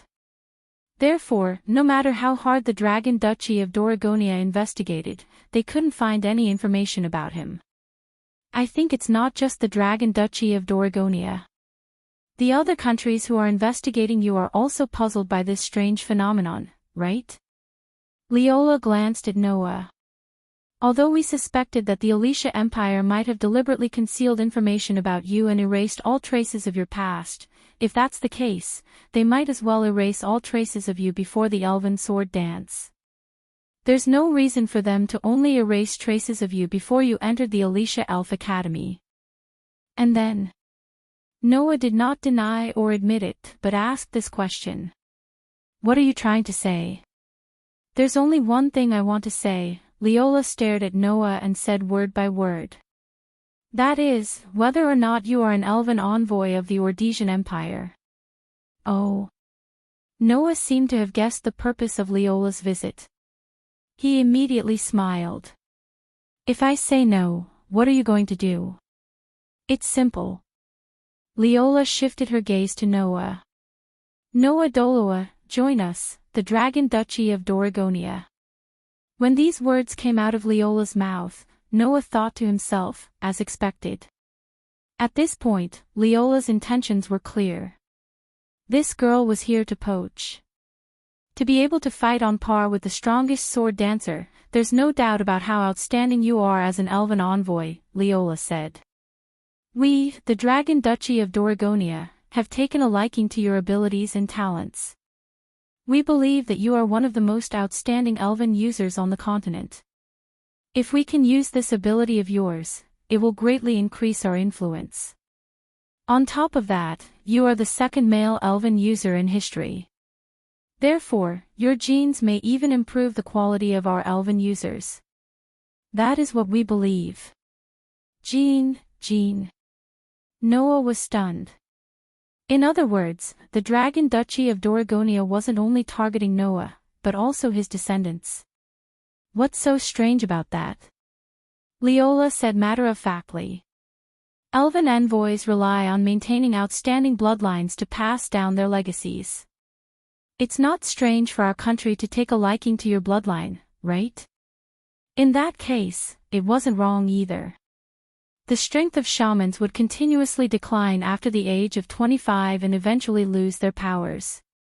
After losing their powers, shamans would mate with pure-blooded nobles and give birth to even more outstanding descendants. Due to this reason, most of the elf envoys were of noble birth. They were basically the descendants of the nobles of various countries. Judging from this point, it wasn't strange for Noah's bloodline to be targeted. Normally, elf envoys would mate with pure-blooded nobles in order to maintain their bloodline. However, no matter how pure their bloodline is, those nobles are only ordinary people. They aren't elf envoys who can communicate with elves, Leola said bluntly. Under such circumstances, with someone like you who can compete with the strongest sword dancer and the only male elf envoys on the continent, there are many who want to mate with you and give birth to even more outstanding descendants. The Dragon Duchy of Doragonia was one of them. That was what Leola was trying to say. So, if you aren't a member of the Audisia Empire and haven't been recruited by them, then come to our Dragon Duchy of Doragonia, Leola said straightforwardly. Trust us. We can definitely give you more than the Audisia Empire. Of course, you have to pledge your loyalty to our country and leave your descendants behind. Noah was speechless. No, it wasn't just speechlessness. Noah almost choked on his breath. Leave your descendants behind. Was there a need to be so direct? Noah said straightforwardly. In other words, you're proposing to me, right? His words made Leola, who had been extremely calm since the beginning, open her eyes wide. Then, her pretty face flushed red. You! What nonsense are you saying? Leola yelled with a red face. When did I propose to you? Undoubtedly, you just said that your country has taken a fancy to my bloodline and hopes to have an elf envoys mate with me to give birth to even more outstanding descendants, right? Noah was amused by Leola's reaction. Since that's the case, there's no reason for your country to allow some ordinary elven ambassador to mate with me for the sake of having outstanding offspring. Instead, they would allow the most outstanding elven ambassador in the country to become my other half. No matter how I think about it, it can only be you, the princess who has inherited the rare dragon bloodline and is the trump card of the Dragon Duchy of Doragonia, right? Leola's expression froze. Clearly, the future Noah spoke of was not impossible. If that was the case, then was it Leola, who had been persuading Noah to pledge his loyalty to the Dragon Duchy of Doragonia, proposing to Noah? What? You have nothing to say, right? Noah said, not knowing whether to laugh or cry. Then, Your Highness Princess of the Dragon Nation, do you still want me to pledge my loyalty to your country and leave my descendants behind? Ugh. Ugh. Leola didn't know what to say. She could only fidget there with a red face. After a while, Leola glared at Noah. As expected, let's talk about it after you defeat me. After saying that, Leola turned around and left as if she was fleeing from a desperate situation. Seeing this, Noah couldn't help but laugh. As expected, no matter how strong you are, you're still an innocent witch. Chapter 1794. 2 days passed by in the blink of an eye. When the sky was once again shrouded in darkness, dazzling fireworks bloomed one after another in the sky above the Holy Realm's floating island. While illuminating the entire starry sky, they painted a variety of flames. The scene was exceptionally gorgeous. However, those fireworks were not ordinary fireworks. They were the scene of the elves sealed in the elven or being released and shot into the sky. For ordinary people, using such a method to create fireworks was undoubtedly beyond common sense. After all, the elven ore was quite expensive. Not to mention other things, if the most ordinary family wanted to buy a piece of elven ore, they would definitely have to spend a lot of money. They might have to scrimp and save for the next few months just to afford a piece of elven ore again. Under such circumstances, it was unimaginably extravagant to shoot such expensive elven ores into the air like fireworks. However, for the Elven Sword Dance Festival that was only held once every few years and was a sacrifice to the greatest existence in the world, people did not have the intention to cut corners. It was completely necessary to be extravagant. At this very moment, countless people had surged into the spacious hall of the Grand Offering Hall. It was bustling as if it was a festival from somewhere. These people were all waiting for the appearance of the 5 elven concubines. The 5 elven concubines were in the deepest part of the great sacrificial hall, listening to the voices of the 5 elven kings. As the elven concubines who directly served the elven kings, these girls could directly communicate with the elven kings to a certain extent, receive the elven king's orders, and spread them to the world. The finals of the Elven Sword Dance Festival would be held tomorrow. The elven concubines needed to listen to the elven king's voice, and through the elven king's announcement, they would know the location of the finals and spread it to everyone. Therefore, people poured into the great sacrificial hall en masse, waiting for the elven concubines to announce the location of the finals. Of course, to the rest of the people, this was just a large-scale ceremony. Therefore, gathering in the great sacrificial hall like this was just the human nature of wanting to join in the fun. In other words, the House of Gods did not require the contestants of the finals to be present and listen to the elven concubines' announcement. Because of this, the Purgatory Apostles of the Alphys Empire were not present.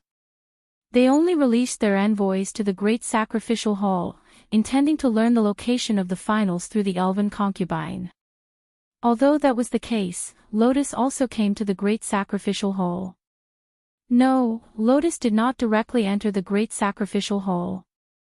Otherwise, if the strongest sword dancer appeared in such a lively scene, it would definitely cause a strong fan reaction, right? Lotus did not like the atmosphere of being sought after. The feeling of being the center of attention was a little uncomfortable for this person who came from the Education Academy and was once trained to be an assassin. Therefore, Lotus came to the top of a hill and looked down at the bustling great sacrificial hall as she softly murmured.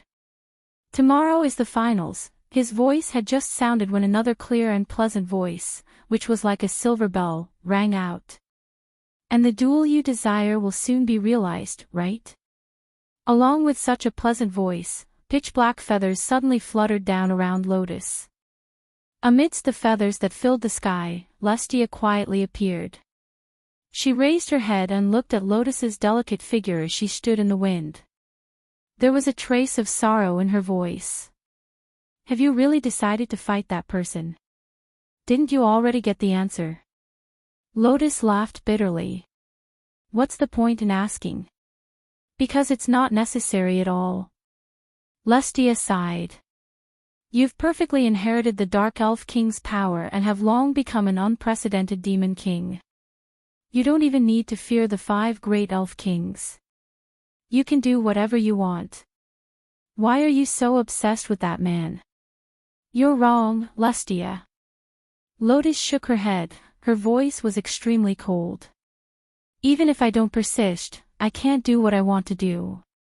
The power lodging in my body belongs to the Dark Elf King, and the Dark Elf King is the enemy of the 5 great elf kings. Since I've inherited the power of the Dark Elf King and become the Demon King, I can't avoid fighting the 5 great elf kings." Lustia was speechless. But after a while, Lustia immediately refuted. "But before that, you can also do what you want to do. With the power of the Demon King, is there anything in this world that you can't do?" "So, Lustia, you still don't understand." Lotus raised her head and looked at the night sky, her voice faintly discernible. "What I want to do is to end things with Noah. But that man is too dangerous." Lustia's tone inevitably became anxious. "He's clearly not like you, who inherited the power of the Dark Elf King. He's also not as special as the Red Lotus, whose origins are unknown. I've never even heard of his existence before. Yet, he was able to form a contract with the strongest sword elf and even fight against you as a human. That man is truly too mysterious and too strange. Even if it's you, against such a person, there's no guarantee that you can win. That's why it's meaningful." Lotus unconsciously placed her hand on her heart. If there's no suspense, then what's the point?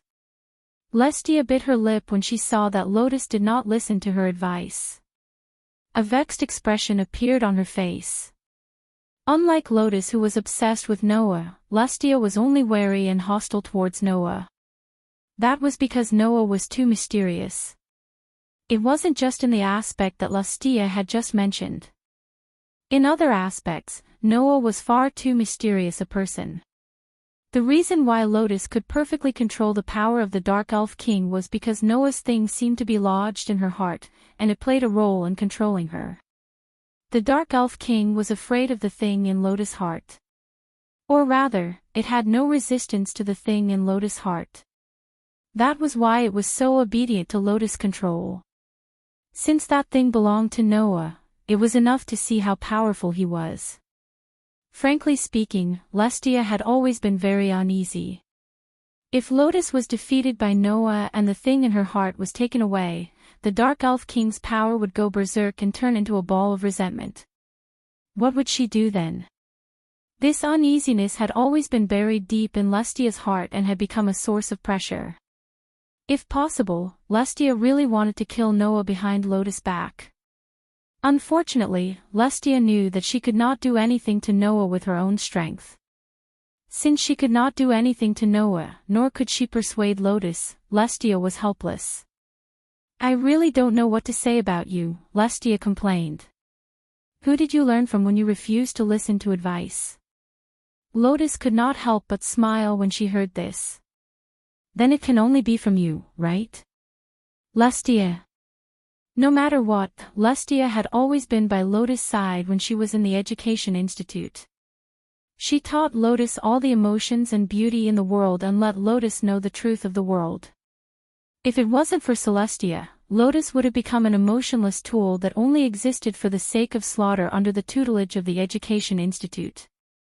I don't remember teaching you to be so awkward, Lestia said unhappily. Then, she quietly stepped forward and held Lotus's hand as she spoke softly. You have to win, Lotus. I will. Lotus squeezed Lestia's hand and smiled. After all, I still have to help you fulfill your wish. Yes. Lestia raised her head and looked at the starry sky with Lotus.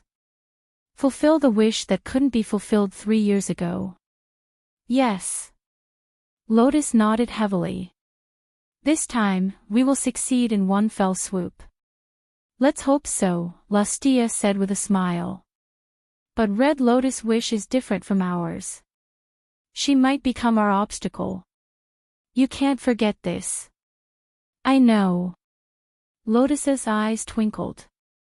What she and I are praying for is the same, but the methods we use are different. Whether my method is correct or hers will depend on this year's Fairy Sword Dance Festival. Chapter 1795. In the center of the floating island, in the corridor, Noah walked forward with strong steps and arrived in front of a room. Without any hesitation, Noah opened the door and barged in. Sorry, I'm late. Noah's voice immediately made the room that was in a state of discussion return to silence. Claire, Lindley, Fayeanna, Alice, and the other girls all gathered their gazes on Noah with some dissatisfaction on their faces. Really, where did you go? Lindley puffed up her cheeks. You didn't even attend the announcement of the elf concubine. Don't you care at all where the finals are? Anyway, you'll definitely go, right? Noah said as he sat down on the last seat of the round table. Since you're going, it doesn't matter if I go or not, right? Don't you know what a team operation is? Claire sighed dumbfoundedly.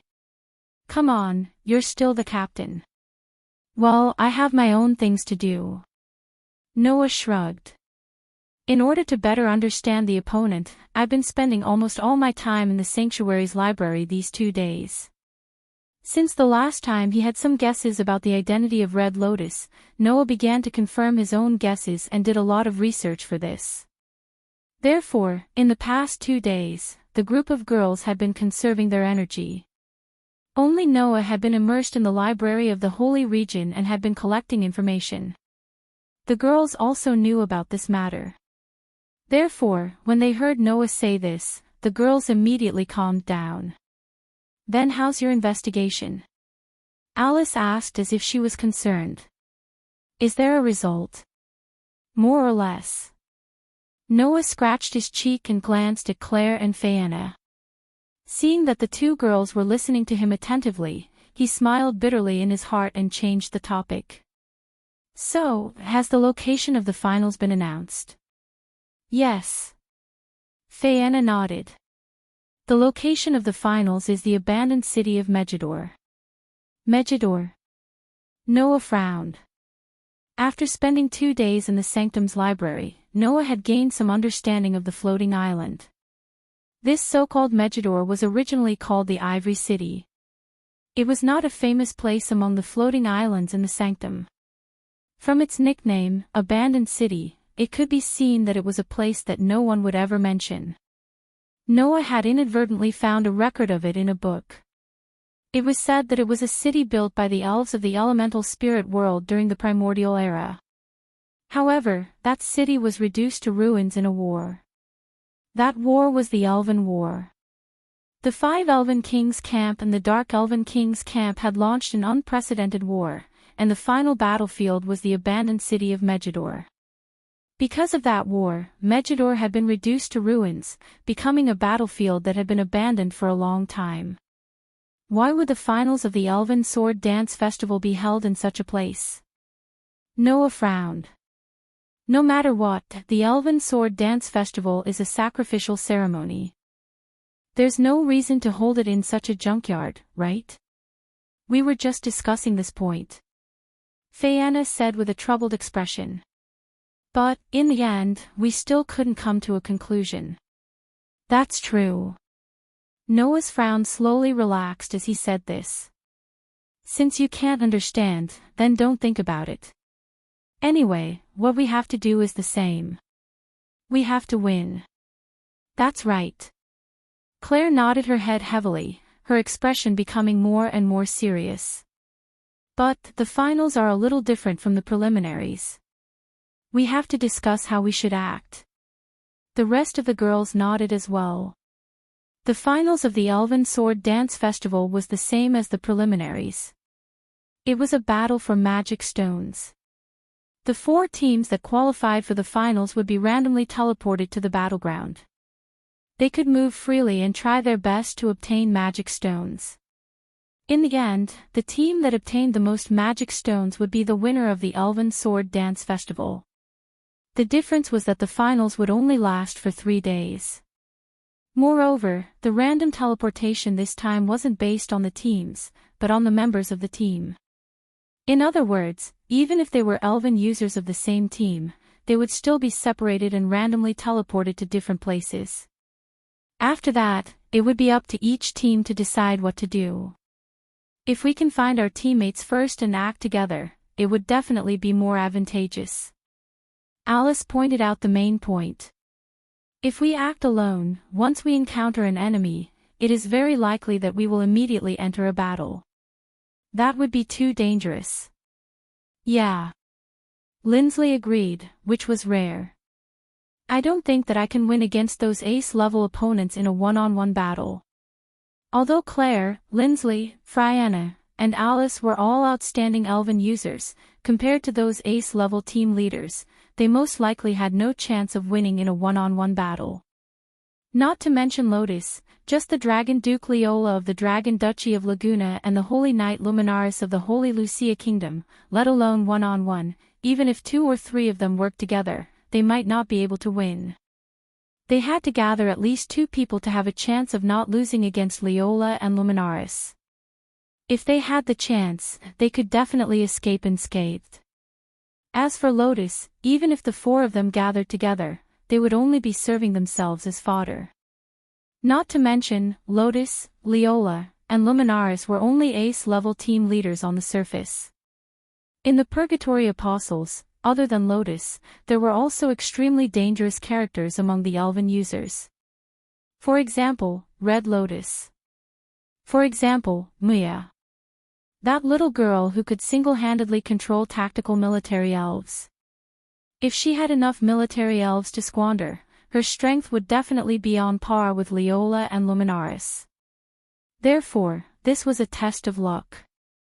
Whether or not they could meet up with their teammates before encountering those ace-level opponents would be a very important factor in the outcome. If that's the case, then the communication Elven or an Elven magic will probably be greatly restricted. Detection skills may also not be of use.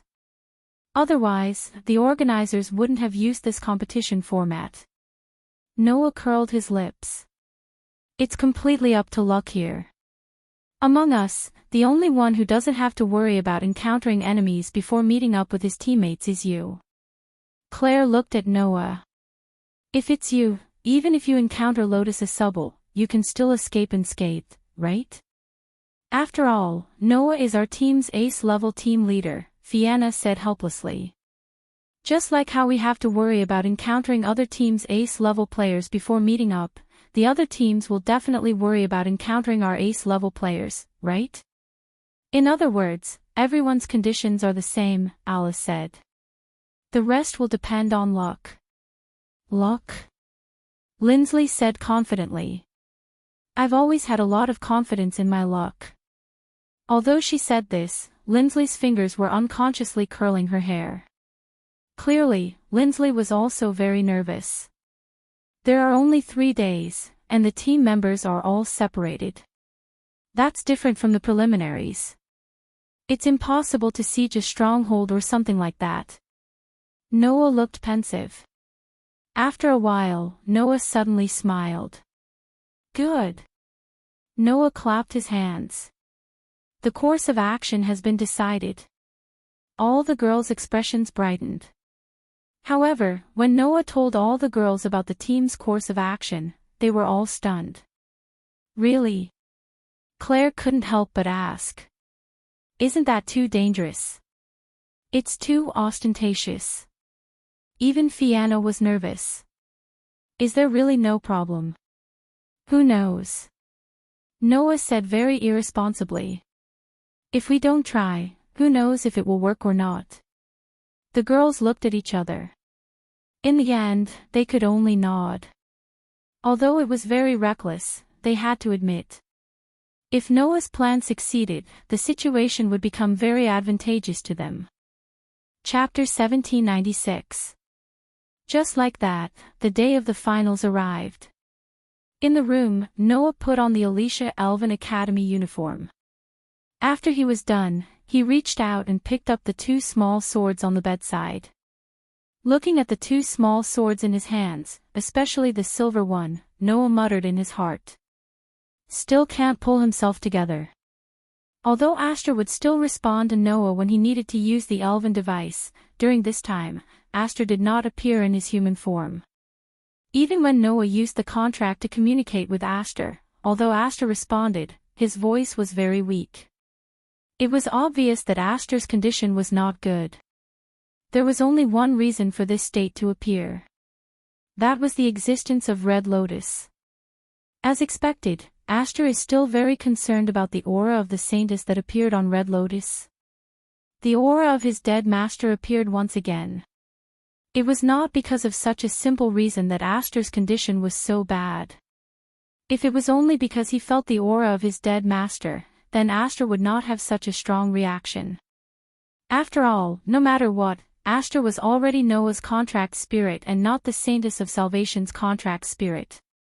Even if it was a former master, once the contract ended, even if the past ties still existed, the elves would still pay more attention to their current elven envoy. The problem was that to Aster, the Saintess of Salvation was not just a contractor. To Aster, the Saintess of Salvation was a victim of her own curse. Presumably, Aster had always felt a strong sense of guilt towards the Saintess of Salvation. Otherwise, Aster would not have sealed himself in the sword. Before Noah appeared, he swore that he would never communicate with another elven envoy. Now, the appearance of the Saintess of Salvation's aura triggered the guilt in Aster's heart, causing it to explode. This was the main reason why Aster was not in his best condition. Aster. Noah felt a little heartache. At this time, Athena's voice sounded in Noah's mind. That holy sword spirit isn't as weak as you think. She just needs some time, Athena said calmly. So, at this time, it's better for you to leave the holy sword spirit alone. I know. Noah took a deep breath. It's just that I might have to fight against Red Lotus in the finals. When that time comes. When the time comes, you can just use me, Athena said decisively. Didn't you hide me so that I could help you win at the critical moment? No matter what, Athena would never lose to Aster. Even an existence like the Elf King would be able to compete with her. With such a hidden trump card, once taken out, it would definitely be able to turn the tide of the battle, right? In addition, there was no need for Athena to appear. Noah believed that hiding the Holy Sword Spirit, which was comparable to the Elven King, as a trump card, would definitely be effective. For this reason, Noah had never used Athena. However, if he had to fight against Red Lotus, it would not be strange at all if he had to use Athena. In terms of strength, that elf envoy was probably not inferior to Noah and Lotus. Hence, Athena's decisiveness was absolutely necessary. At this time, Aster's voice sounded in Noah's mind. You don't have to take special care of me, divine sword spirit. I'm not so depraved as to immerse myself in my own memories when Master is in a tough battle. Aster. Noah's expression lit up as he hurriedly asked. Are you okay? I'm fine, Master. Aster's voice was as emotionless as usual. However, Noah, who knew Aster well, could hear the fatigue and determination in his voice. Please don't worry about me. I am Master's sword. Even if Alicia really revives and becomes Master's enemy, as Master's sword, I will still point at her. You don't have to force yourself, Noah said hesitantly. Although Red Lotus is troublesome, even if I only use Athena, it won't be easy for her to take me down. I'm not forcing myself. Aster's voice carried a trace of determination. If that elf envoy called Red Lotus really has some kind of relationship with Alicia, then I have to face her personally. At this point, Aster paused for a moment before speaking in a low voice. Master said that he doesn't want to leave behind any regrets. Hence, before you carry out your mission, you have many things to do. Hence, in order to not leave behind any regrets, I have to face Alicia's matter. Noah was speechless. Just let her be. It was rare for Athena to stand on the same side as Aster. Facing the unbearable past is painful, but it is not a reason to escape. Perhaps that is the only way for the divine sword spirit to break free from the past and regain a new life. Meeting Noah allowed Aster to face his curse and open his heart to others. However, other than the curse, Aster still had to face the pain of his past. Only by overcoming the pain could Aster be considered to have regained a new life.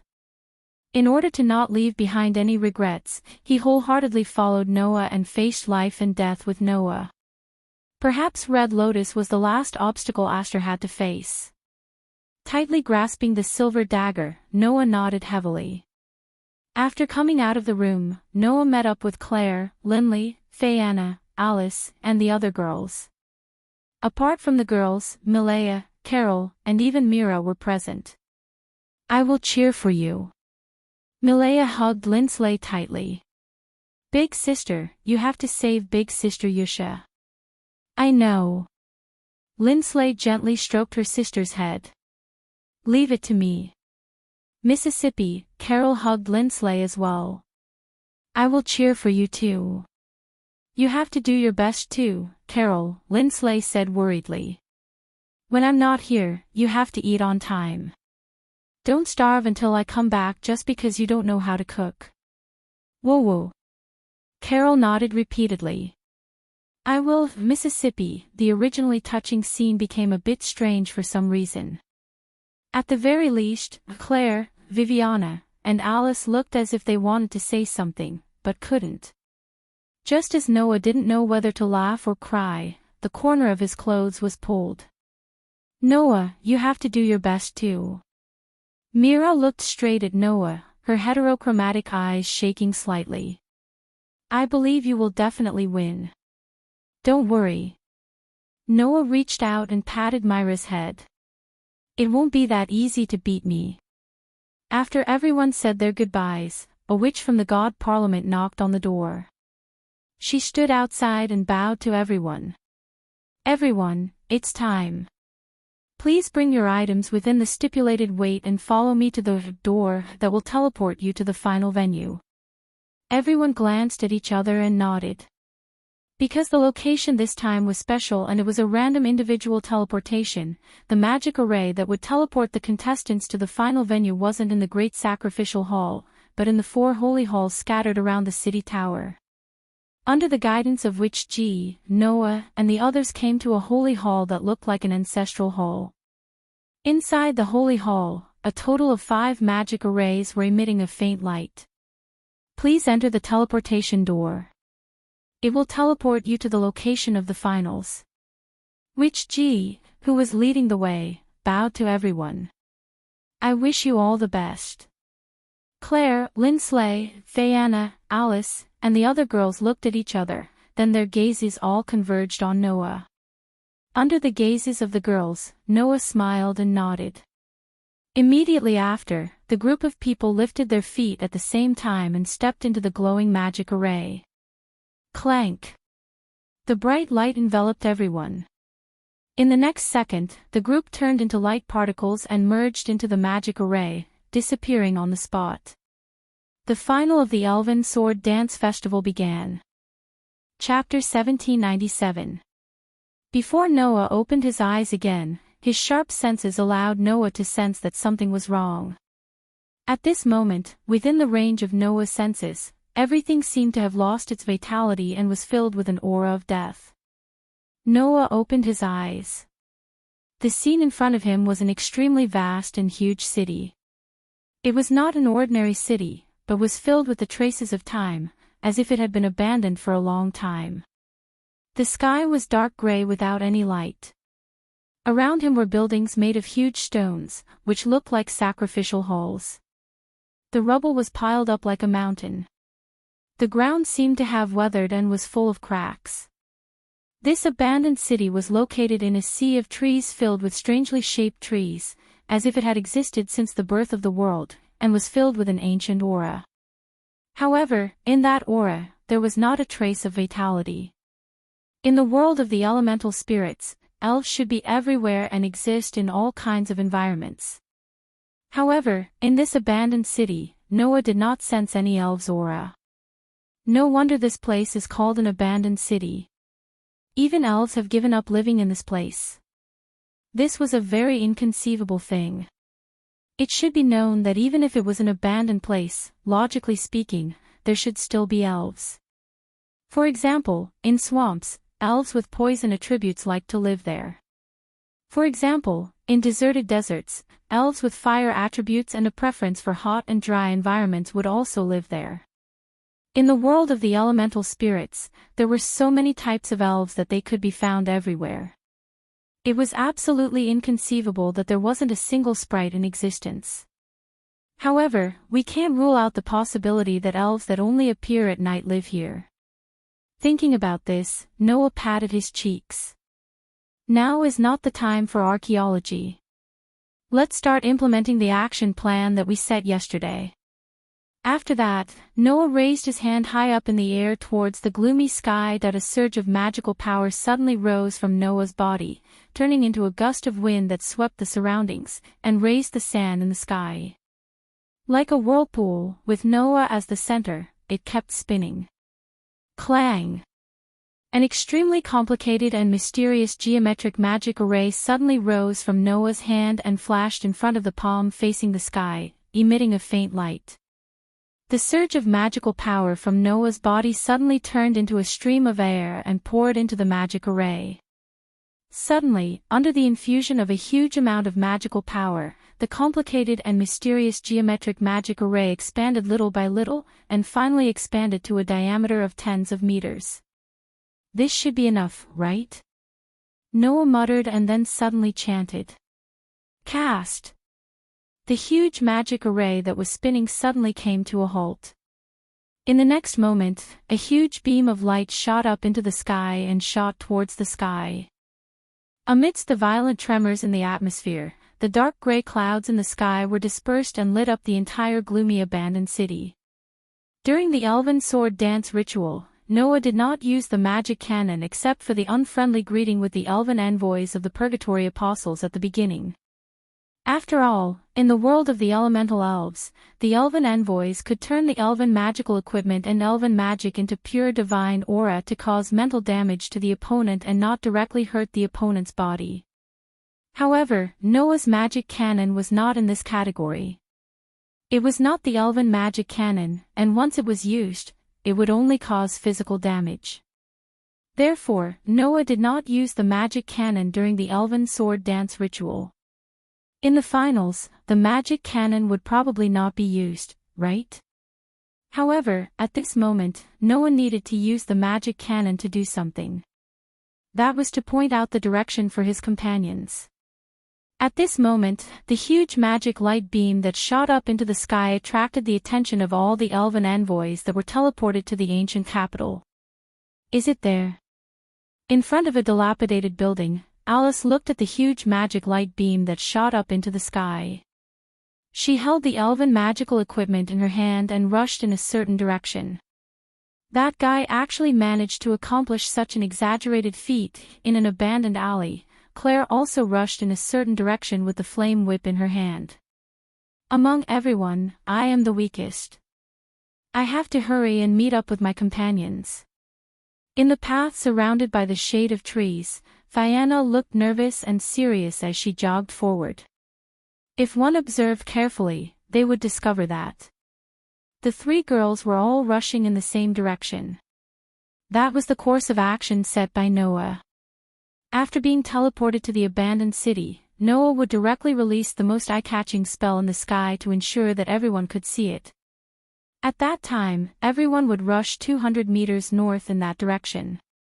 There, apart from Noah, the girls could meet up and move as a group. As for why they didn't directly converge at the light beam and instead went 200 meters north, the reason was very simple. Using such an obvious method to point out the direction, Claire, Linley, Fianna, and Alice definitely wouldn't be the only ones that got the hint. After seeing the huge light beam that shot up into the sky, all the elven envoys hesitated for a moment. Some went straight for the light beam, while others were worried and took a detour. Under such circumstances, if the girls went straight for the light beam, they would only encounter the other elven envoys and enter a battle. Therefore, they couldn't directly go to the light beam. This was the course of action set by Noah. Because of this, the group of girls thought that this method was reckless and dangerous. However, Noah possessed strength that exceeded that of ordinary people. Even if there were elven envoys that followed the huge light beam to his door, they would only be delivering magic stones to Noah. There was only one thing that Noah miscalculated.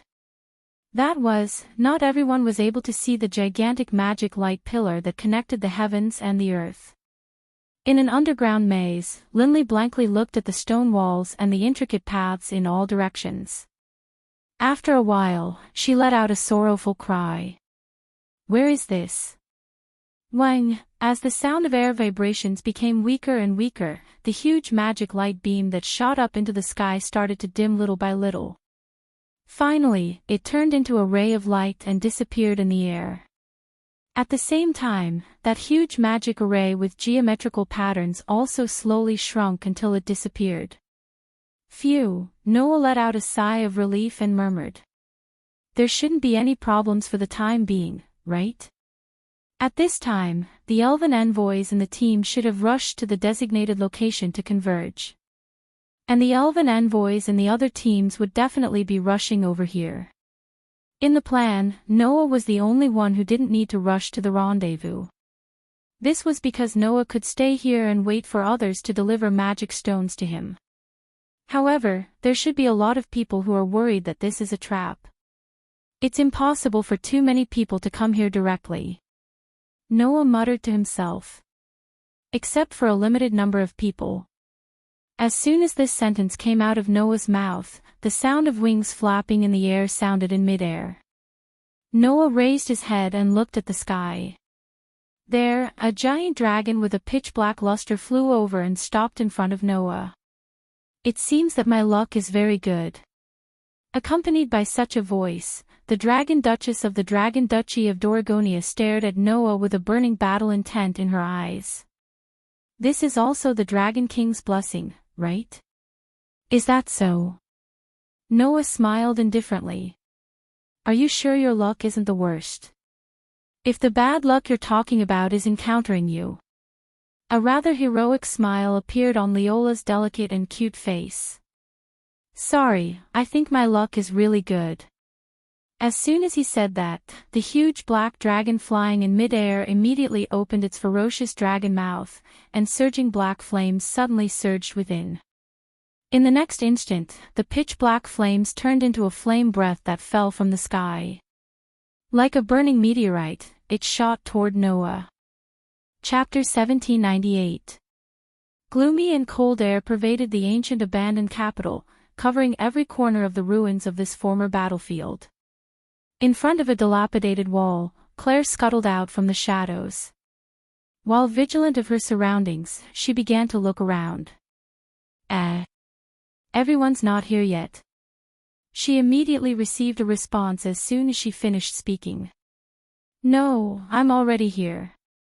With such a voice, a gust of wind blew in the air. Alice rode the wind and landed in front of Claire. Alice, why are you only here now? Claire asked in surprise. I thought you would be the first to arrive. Alice was a wind elf and had an advantage in speed. Naturally, she would be the first to arrive. The place I was transported to was quite far from here, Alice explained. Moreover, in order to not attract enemies from other teams, I deliberately lowered my altitude before daring to fly over. I didn't think about that. Claire suddenly understood, but then became worried again. Then Linley and Fayanna couldn't have been transported to a very far place, right? It's possible. Alice nodded. However, you don't have to worry about Linley. As long as she doesn't encounter an ace general or an elf messenger, escaping shouldn't be a problem. The problem is Fayanna. Claire continued Alice's words. Fayanna hasn't received proper elf messenger training. Her combat ability isn't strong, and she hasn't undergone wilderness survival training. It's a problem whether she has enough stamina to get here. Yes. Alice sighed. I really hope your highness can get here safely. Almost at the same time as Alice sighed, a somewhat angry voice sounded. Although I know I'm the one who needs to be worried the most, it's still very infuriating to talk about me behind my back like this. Saying this, Fayanna squeezed out of a dark alley, panting slightly. Fayanna! Claire called out in surprise. Your Highness. Alice also let out a sigh of relief. I'm so tired. Fayanna approached with a tired expression. Fortunately, I'm close to the gathering point. Otherwise, I wouldn't have the confidence to rush over. Now, we have 3 people. Alice's expression relaxed a little. With this lineup, even if we encounter ace commanders like Leola and Luminaris, we can still fight them. Only Linley is left. Claire puffed out her cheeks. Seriously, what is Linley doing? Why is she slower than Fayanna? I heard everything. Fayanna glared at Claire. Perhaps Linsley was teleported to a place far away, and it will take her a lot of time to get here. Let's hope she can hurry over, Alice said hopefully. If we can gather 4 people, we'll have a huge advantage over the other teams. Yes. Claire sighed. The finals have only started less than an hour ago. Right now, the other team should still be looking for their companions, or even wandering around.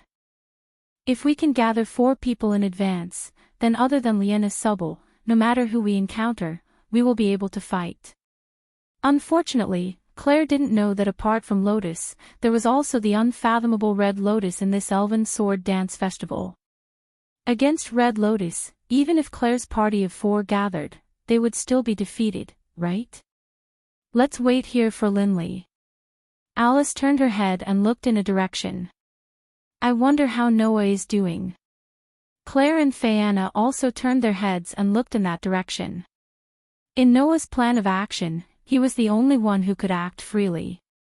In other words, Noah's group would split into two and fight for magic stones on their own. If they gathered together, perhaps the safety of Claire, Lindsley, Fayeanna, and Alice's group would be guaranteed, but for the purpose of collecting magic stones, the speed would be much slower. When the other teams were scattered and they gathered together, Noah thought that he would form a team that could deal with any situation. Claire, Lindsley, Fayeanna, and Alice would form a team of 4 and fight for magic stones on their own. That way, they would be faster. However, Noah also left a command. Once you encounter Lotus and Red Lotus, retreat immediately. Don't fight. Dong! The scorching flash shot down from the sky and hit the ground, shattering the fragile ground. It set off an astonishing wind and flames that spread in all directions in an instant. In the gale, Noah was like a weightless leaf, drifting away along with the gale and retreating quickly. In front of him, in the violent gale and flames, a figure rushed out like a bullet with a sharp sound breaking through the air. The pitch-black sword in her hand was like a deadly sickle, cutting through the air and sweeping toward Noah. Noah's figure suddenly stopped. He took a step and moved to the side, dodging abruptly. Bang! The pitch-black greatsword that brushed past Noah's body immediately landed on the ground. It was like a heavy warhammer, directly shattering the ground, causing gravel to splatter in all directions. The air was shaken because of it. That scene was like a small-scale earthquake. It was shocking. Noah, who had dodged that shocking blow, looked at Leola, who had raised her sword again, and said helplessly, "What kind of strange strength is this?" To put it bluntly, Leola's physical strength had completely surpassed Noah's and was even comparable to Noah's when his ability value reached LV3. With Noah's current physical strength, it was possible for him to vomit blood and be seriously injured after being hit by such power, right? In response, Leola just said matter-of-factly, "Elven magic of the dragon attribute is the strongest among all elven magic in terms of strengthening one's body. Furthermore, I possess the dragon blood physique, so it's not strange for me to receive additional bonuses when using elven magic of the dragon attribute." After saying that, Leola looked straight at Noah and pointed at Noah with the elven device in her hand. "You should also activate the elven device, right? Or do you think I'm not qualified for you to use the elven device?" To be honest, with Leola's strength, Noah could indeed defeat her without even using the elven device. Compared to Lotus, who had the power of the Elven King, Leola was still a human even though she was the trump card of a country. Even if Noah only relied on strengthening magic spells or a few magic cannons, he could still defeat Leola easily. However, if he didn't use the elven device, Noah's attack would directly hurt Leola's body and could cause her to be seriously injured or even killed. Therefore, the endless mana flowing in Noah's body suddenly transformed into divine might energy. Clang!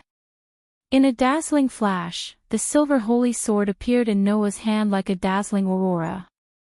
At the same time, a huge amount of divine might energy also rose from Noah's body and turned into a substantial pressure that attacked the surroundings. Leola only felt a terrifying pressure suddenly pressing down on her body, making her body seem to have become much heavier. Her slender shoulders sank fiercely. This pressure. Leola's breathing stopped slightly, but her gaze towards Noah became more and more scorching. "You're really strong," Noah spoke softly as if he didn't feel Leola's scorching gaze. "Just like you, I'll also introduce my elven device to you. However, I don't think you've never heard of the Demon Slayer before, right?" "WH. What?" Leola's expression changed. "That's the holy sword used by the Saintess of Salvation?" "That's right." Noah raised the holy sword in his hand and pointed it at Leola. "The sword in my hand is the holy sword that killed the Demon King." Leola stared at the elven device in Noah's hand and smiled after hearing that. Very good, very good. Now it's worth fighting with all my strength." However, at this moment, something strange happened. Chapter 1799. All of a sudden surge of dense malice permeated the space and broke into Noah's sensing range. Noah abruptly came to a halt. Leola seemed to have sensed that something was amiss and decisively stopped. Both of them turned their heads and looked at their surroundings. The scene that entered their eyes caused Noah and Leola to stand up in shock. Amidst the ear-piercing vibrations, countless black shadows suddenly sprang out from the ground like a twisted swamp. They stood up in a wobbly manner like puppets. It was a group of humanoid figures, but their silhouettes were rather blurry. They were like shadows and zombies that swayed as though they could fall at any time. Malice that was visible to the naked eye transformed into pitch-black resentment that lingered around the silhouettes of the black shadows. In the blink of an eye, countless black shadows emerged from the ground and surrounded Noah and Leola. "What's that?" Leola stood up in surprise. "Are those elves?" Noah looked around and was somewhat surprised. At this moment, a voice sounded in Noah's mind. "Master," Astor suddenly spoke. "Those are crippled elves." Crippled elves. Noah was stunned. This was because he had never heard of any crippled elves in this world. Astor was naturally aware of this matter and explained it out loud. Crippled elves are a type of undead. If elves have too much resentment when they are annihilated, they will lose their spirituality and turn into undead that wander the land. This abandoned city used to be the final battle site of the Elven War. Many elves died, and those elves have turned into undead without reason and remain here. After saying that, Astor said this in an indifferent voice. In the past Elven Wars, although I didn't belong to any of the 5 Elven Kings or the Dark Elven King's camp, the Elven Kings were quite wary of me. Because of this, many elves who belonged to either of the 2 camps came looking for me and were destroyed by me. I'm afraid that it's because Master used me that these crippled elves with strong resentment appeared. The facts proved that Astor's guess was completely correct. There was no other reason. The black shadows that emerged from the ground immediately turned their shapeless faces toward Noah, who was holding the demon slayer, and let out a roar full of resentment. The roar that sounded like a malicious spirit from the abyss made Noah and Leola extremely uncomfortable and frowned at the same time. In the next second, hundreds and thousands of black shadows that were like a black wave, suddenly rushed toward Noah and Leola from all directions. "Humph." Leola snorted coldly and looked at the sea of black shadows that rushed toward her with deep disgust in her eyes. "A bunch of filthy things. Disappear." Then, Leola raised the pitch-black sword in her hand and fiercely swung it at the group of black shadows that rushed toward her. From the movements of the black shadows, it could be seen that they might have been very famous and powerful elves when they were alive. But in the situation where only resentment was left after death, these black shadows were not worth mentioning at all in terms of individual strength. At least, in the face of an elven envoy like Leola, even if there were thousands or tens of thousands of these black shadows, they would only be courting death. However, Noah, who vaguely felt that something was wrong, almost reflexively called out, "Wait!" Leola was slightly taken aback. But at this moment, the elven device that Leola swung out had already arrived in front of the black shadows that rushed toward them. Slash! As the cold sword light flashed, a crisp tearing sound resounded. Nidhogg, who was known as the strongest dragon elf in the Dragon Emperor Knight Legion, neatly cut apart the dark shadows that pounced at him one after another. The black shadows that had been cut in half roared with resentment and disappeared into the void. With a casual strike, Leola annihilated dozens of crippled elves. But at the same time, the luster on the pitch-black sword in Leola's hand suddenly dimmed as if it was blinded. This scene made Leola's expression change abruptly. Divine might has been weakened. Noah's expression also darkened.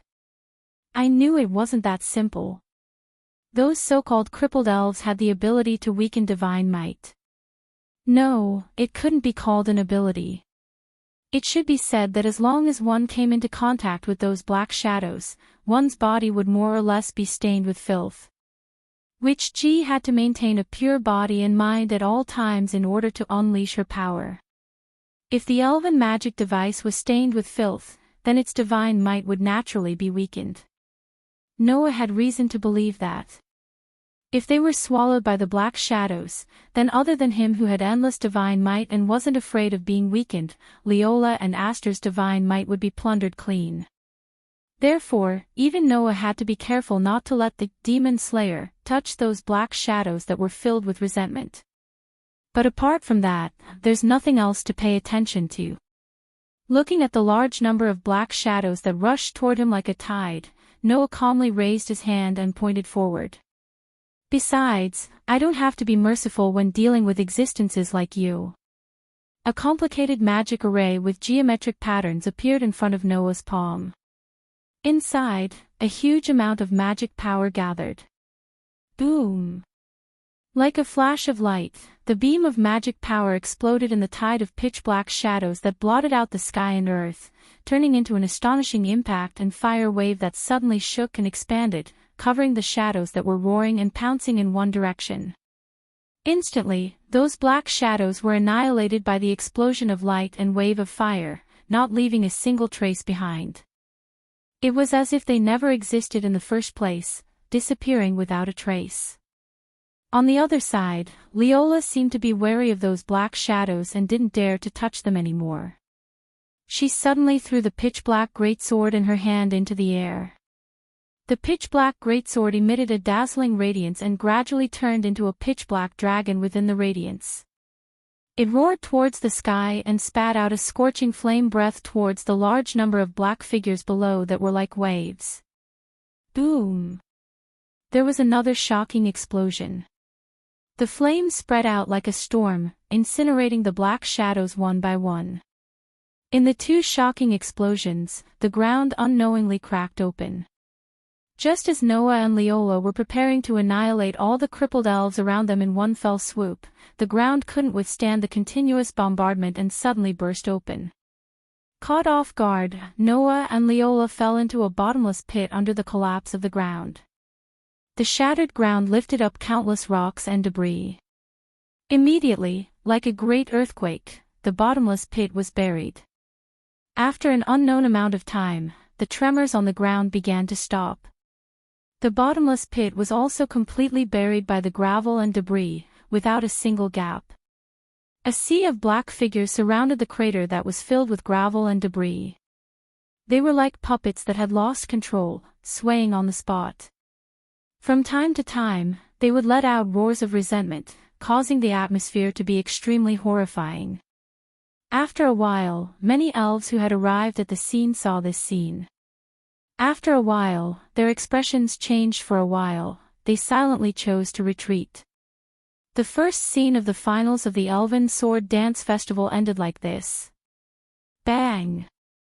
Bang, bang, bang! Amidst the heavy sounds, huge gravel fragments smashed into the dark underground, causing the echoes to ripple in the space and didn't calm down for a long time.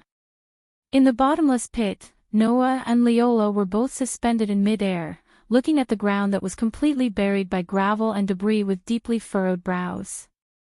Of course, Noah was relying on his own strength to fly. On the other hand, Leola was riding on the back of her contracted elf and was carried by Nidhogg to fly there. In the next second, the two of them looked at each other and immediately chose to stop at the same time. At the same time, they fell into the bottomless pit. Chapter 1800. Wang. As soon as Leola landed on the ground, Nidhogg shuddered and turned into light particles, disappearing on the spot. Leola, who was riding on Nidhogg's back, fell from mid-air. Although she stabilized herself and didn't fall, her body softened and half-knelt on the ground. Noah, who also fell from mid-air, looked at the feeble Leola in a daze. "What happened to you?" "I'm fine," Leola panted and spoke weakly. "It's just that my divine power was slightly depleted. Too much divine power was lost." Noah understood. Was it taken away by those useless elves? Although it was only for a short moment, I was indeed touched by many useless elves. Leola nodded. Now, there should be less than 1% of the divine power left in my body, right? Less than 1% of the divine power left. Leola was only touched for a short moment and those useless elves took away so much of her divine power? It seemed that those useless elves were considered a threat to ordinary elven users. I can't believe you dared to admit your current condition so openly. Noah glanced at Leola. Aren't you afraid that I will attack you now and take away your magic stones? Anyway, I'm almost powerless now. Even if I hide it from you, it won't take long for you to see through it, right? Leola said without looking up. If that's the case, it doesn't matter if I hide it or not. Leola turned her gaze to Noah and stared straight into Noah's eyes. Besides, I don't think you will attack me in your current condition. Oh. Noah raised a brow. Why do you think so? Simple, Leola said calmly. Because you didn't think I was a strong opponent that you needed to deal with all your strength from the start, right? Should I say, as expected of the trump card of the Dragon Duchy of Dolagunia? Even if she was loyal to her fighting instincts, it didn't mean she was a fool. This Duke Long had already seen through Noah's thoughts. In your heart, your true opponent should only be the strongest sword dancer, Renasubble, Leola said softly. Am I right? However, this time, Noah denied it. You're wrong, Noah said indifferently. Other than Renasubble, there's another person in the Purgatory Apostles that I have to take seriously. His words made Leola frown slightly. Then, she said hesitantly, that's right. Are you referring to that elven user called Red Lotus? What? Noah was surprised. Renasubble, you're also paying attention to her. I just have a vague feeling that the elven envoy isn't that simple. Leola didn't hide her thoughts. Since even you have noticed her, it proves that my intuition is right. After saying that, Leola got up with some difficulty and looked around. Leola, how do I get out of here? Noah also raised his eyes and looked around. At this time, Noah and Leola were in an underground sacrificial hole. Around them, broken stone pillars were lying on the ground. Some were shattered, some were broken into pieces. It was obvious that they had been here for a long time. The ceiling was connected to the ground. However, a large amount of rubble had sealed the entrance of the cave. From time to time, some dust would sprinkle down. It seemed that a second collapse could occur at any time. There was no need to examine it at all. Noah and Leola could tell how fragile this place had become over the years. If Noah and Leola did anything violent, the entire sacrificial hall would collapse and bury them alive. Seems like we can't break through to the ground. Otherwise, this place will collapse and bury us alive, Noah concluded.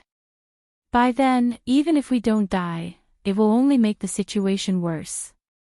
We won't be able to return to the ground, right? If Noah was alone, he might be able to break through to the ground using some forceful means. However, with Leola around, even if Noah could protect himself, Leola would be in trouble if this place collapsed. Moreover, if another collapse occurred, it would be unknown whether they could break out of this place. For safety's sake, it would be impossible to break through to the ground using forceful means. This should be a place used to offer sacrifices to the elves in the past. Leola extended her hand and touched an old stone pillar.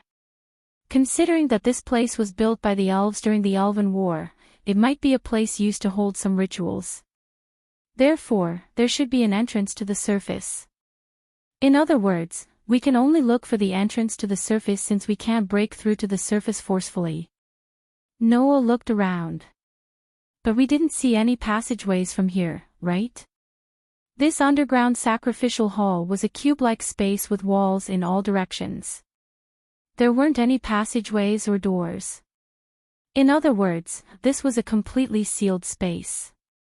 If they didn't destroy it to a certain extent, they wouldn't be able to get out at all. If they destroyed it, it would definitely cause a collapse and bury Noah and Leola alive. This situation was a little troublesome. Perhaps the elves in ancient times used teleportation arrays to enter this underground sacrificial hall, Leola said calmly. So, let's see if there are any teleportation doors here before coming to a conclusion. Let's do that then. Noah shrugged nonchalantly. At this moment, the holy sword in Noah's hand emitted a dazzling radiance that turned into light particles and condensed into a human figure. Aster. Noah was taken aback. Is this the prototype of the holy sword that killed the Demon King? Leola stared intently at Aster, her eyes brimming with vigor. It's actually the highest-ranking elf in human form. But it makes sense. An elf that can kill a Demon King naturally wouldn't be of a low level. It was a pity that Aster didn't care about Leola at all. Instead, he looked at Noah and said, Master, I know how to get out of this place. You know how to get out? Noah was surprised and immediately understood. By the way, you were active in this place during the Elf War. Have you been here before? That should be right. Aster nodded. It's been a long time since I came here. My memory is a little blurry, but I vaguely remember coming here and leaving from here. With that, Aster turned around and walked towards one of the walls of the sacrificial hall. Under Noah and Leola's gaze, Aster raised his hand and gently pressed against the wall. The wall suddenly vanished into thin air as though it had turned into an illusion. Behind the vanishing wall, a passageway appeared before everyone. If my memory serves me right, there should be a maze ahead, Aster turned around and said to Noah. I still remember how to get out of here. Please follow me, Master. Okay. Noah nodded. Leola also lifted her feet, but she immediately felt powerless and her steps were a little wobbly. Seeing this, Noah asked, Are you all right? Of course, Leola answered without hesitation. The Knights of Dragon Duchy of Doragonia aren't useless trash who can't even walk. Although Leola said that, she was obviously trying to be brave. At that moment, Noah sighed helplessly. He walked over and carried Leola in his arms. Ah! Leola exclaimed. When she realized that Noah had picked her up, her face immediately flushed red. She cried out in a panic, Don't worry, I'm sorry, Noah. You. What are you doing? Carrying you out of here, of course. Noah rolled his eyes. Or else, you might waste a lot of my time. I don't need that. Leola blushed and raised her hands to punch Noah's chest. Put me down. Noah didn't care about Leola at all. Under Leola's panicked and shy state, he ignored Leola's tantrum and followed Aster into the tunnel. Chapter 1801. Tap. Tap. Tap. Tap. In the dim passageway, the clear sound of footsteps echoed around. It was like a piece of music, rising and falling rhythmically. As the guide, Aster held a piece of elven ore used for illumination and walked at the very front.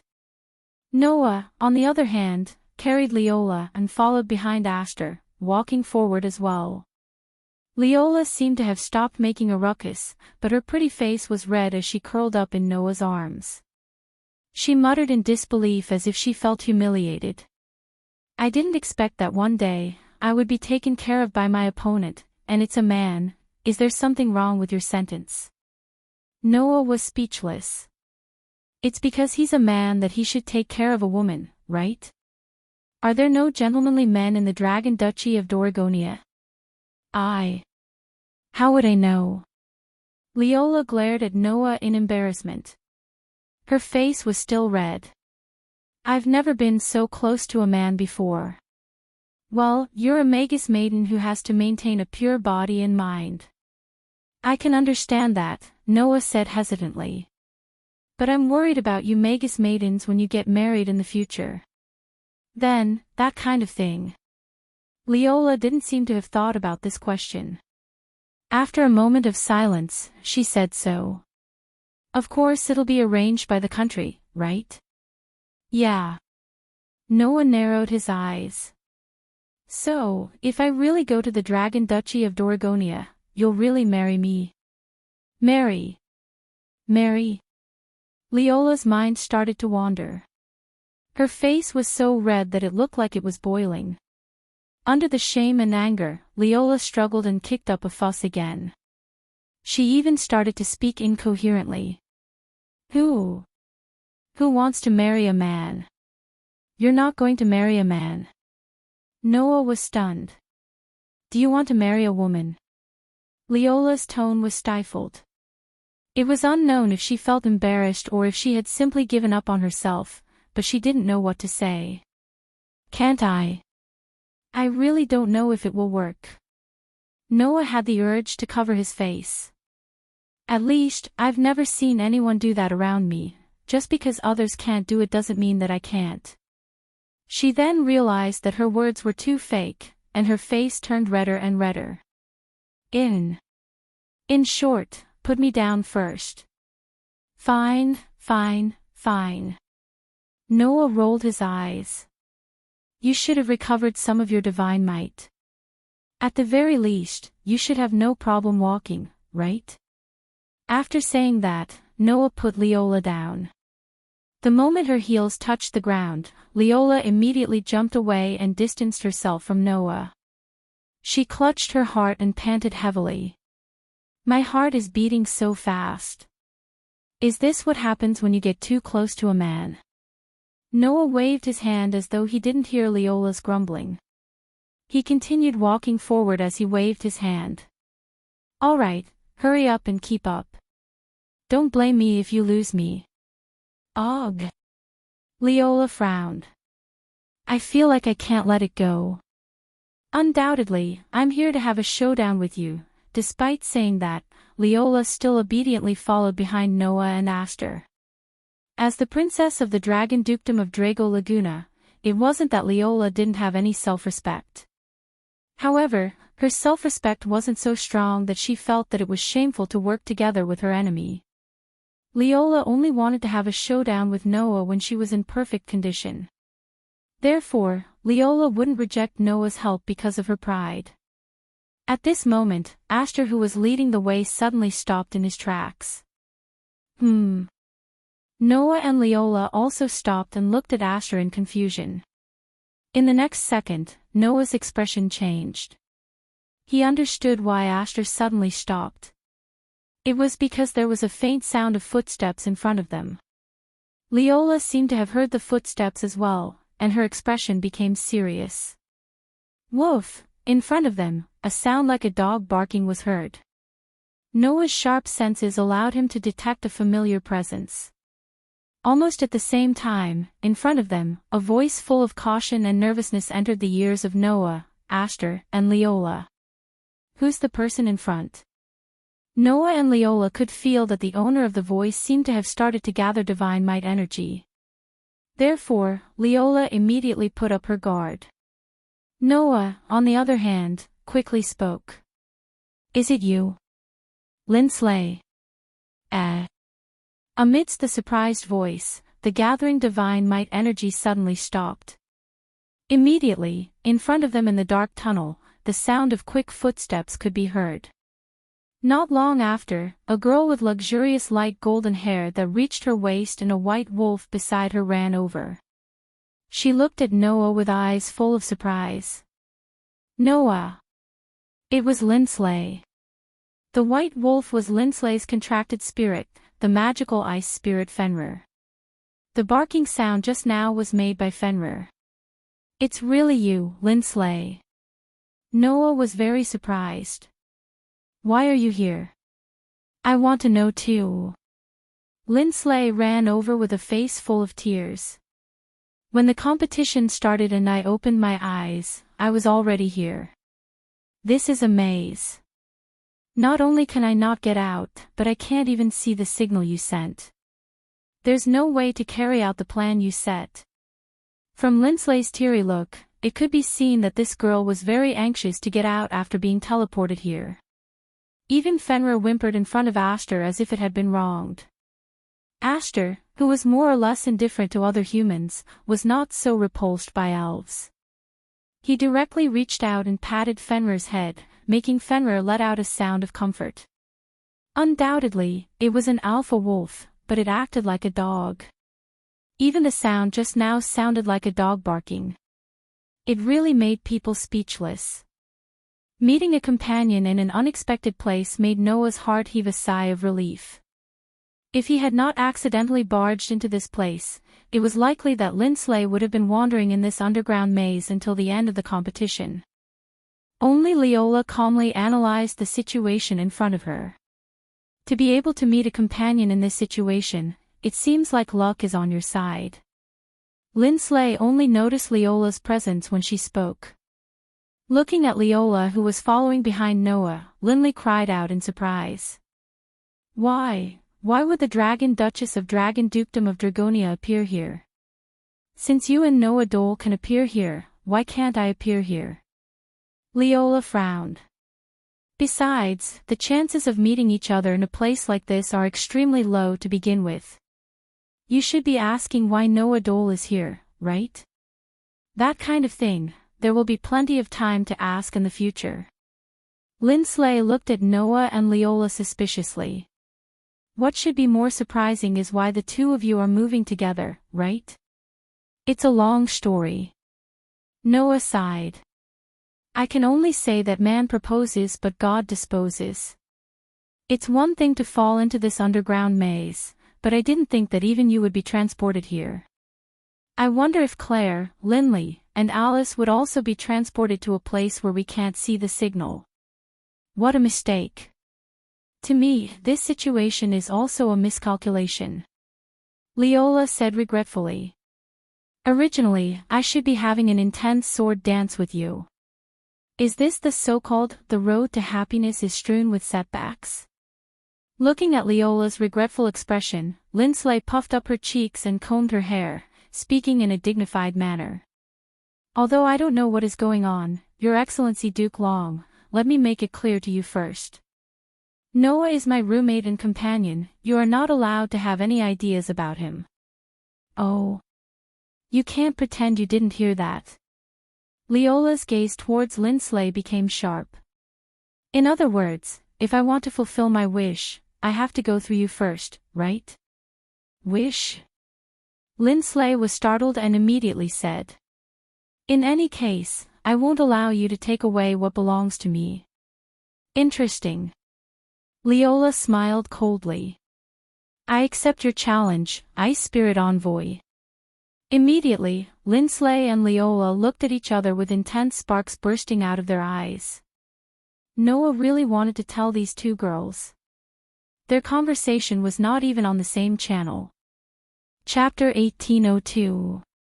In this tense atmosphere, Lindsley and Leola did not really fight in the end. Leola's god's might was still recovering, so she wasn't in her best condition.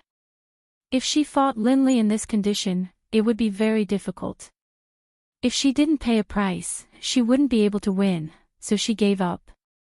Lindsley, on the other hand, gave up on her hostility when she knew that Leola was not fully recovered.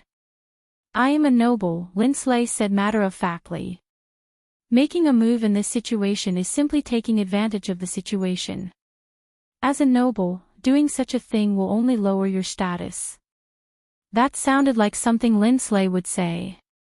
Regarding this, Leola felt both agreement and non-committal. The Elven Sword Dance Festival is not a simple sacrificial ceremony. There are countless countries that want to win by hook or by crook. If you don't make a move against me when I am at my weakest, perhaps you will not be able to find a chance to defeat me easily in the future. I never thought of winning easily. Lindsley looked straight at Leola, her eyes unusually firm. I came to the Elven Sword Dance Festival with the determination to win even if I am covered in wounds. Is that so? Leola asked, puzzled. Then, if you want to get rid of me now, it should be the wisest thing to do, right? That matter is not the same as this matter, Lindsley pursed her lips and said softly. If I win in this way, even if I achieve my wish in the end, I will not be happy, Malia will not be happy, and Yuria will not be happy. Is that so? Leola seemed to have noticed something and nodded. Then let's just say that I have offended you. Suddenly, an indescribable silence filled the surroundings. Noah, who had been watching the entire process of Lindsley and Leola's confrontation, finally opened his mouth in annoyance. Are you done? If you are, then let's go. Lindsley and Leola's spirits were lifted as they braced themselves. Aster. Noah turned his head and looked at Aster, who was playing with Fenrir. Please continue to lead the way. Yes, Master.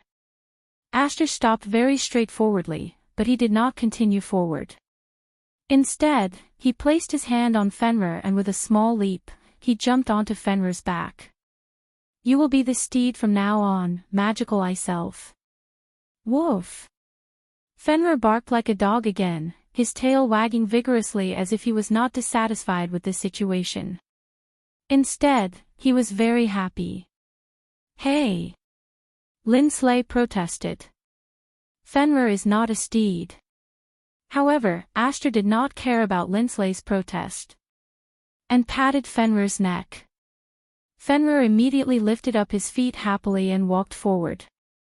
Lindsley stared blankly at this scene, and after a while, she started to shout as if she was hopping mad. Fenrir! You are my contracted elf. Don't listen to others as. Lindsley chased after him indignantly as she shouted these words. Noah and Leola laughed at almost the same time. Especially Noah, looking at the emotionless Aster who was riding on Fenrir's back as usual, his heart was somewhat happy. It seemed that Aster's condition was finally returning to normal, and he was not as listless as before. This was undoubtedly a good sign. Just as Noah was about to follow with a trace of joy, suddenly, Noah felt a strong gaze on him. Noah's footsteps suddenly stopped, and he abruptly turned his head to look in the direction of the gaze. Unfortunately, before that, the gaze that was cast on Noah had completely disappeared. Thus, when Noah turned his head and looked in the direction of the gaze, what entered his eyes was the same as before, a passageway surrounded by stone walls. Noah's strange behavior attracted Leola's attention. What's wrong? Leola followed Noah's gaze and looked behind. Did you discover something? Noah's eyes flickered slightly, and soon after, he shook his head. No, it's nothing, it's probably just my imagination. After saying that, Noah directly lifted his feet and walked forward. Although Leola was still somewhat puzzled, she did not say anything and followed him. The group of figures gradually began to move further away. The dim passageway once again regained its silence. At a corner of the passageway, a petite figure silently appeared there, watching Noah's group gradually moving further away in silence. Clear footsteps sounded again in the dim passageway. However, this time, the number of footsteps had increased slightly, causing the atmosphere to become livelier. Aster, who was sitting on Fenrir, seemed to be patting his neck to make his mount move in the direction he pointed. It seemed like this was not the first time he used this method to move, which made Noah a little curious. Aster, could it be that you used to have a personal mount? As the strongest sword spirit that even the Elven King was wary of, Noah had reason to believe that Aster used to have his own subordinates like the 5 Elven Kings and the Dark Elven King. However, Aster denied it. I didn't have a personal mount in the past, and have always been alone. I didn't even join any of the factions between the 5 Elven Kings and the Dark Elven King. However, the elemental elves' world is very big, and sometimes, a means of transportation is needed when traveling aimlessly. I have ample experience in this aspect. In other words, Aster had always been traveling in the elemental elves' world as he pleased. Once he was tired, he would simply grab a mount and use it as a means of transportation. Should it really be said that he was the strongest sword spirit? I know that Aster is very powerful.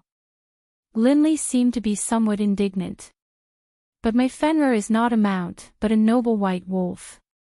Why would it fall to the point of being a means of transportation for others?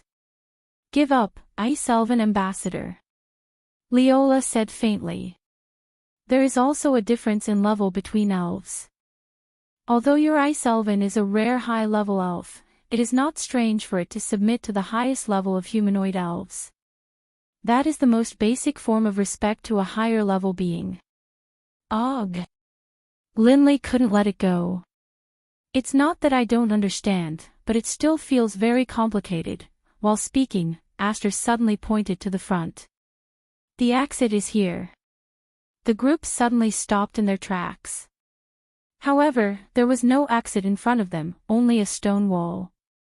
A stone wall with a totem carved on it.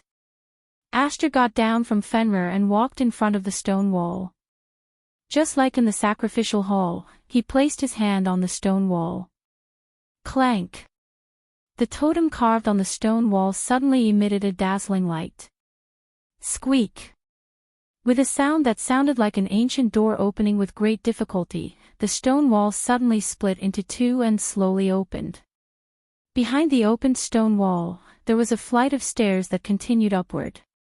Looking at the flight of stairs, Linley revealed a look of joy, and Leola's expression also relaxed. We can finally return to the surface. Linley quickly said to Noah. Let's hurry up and get out.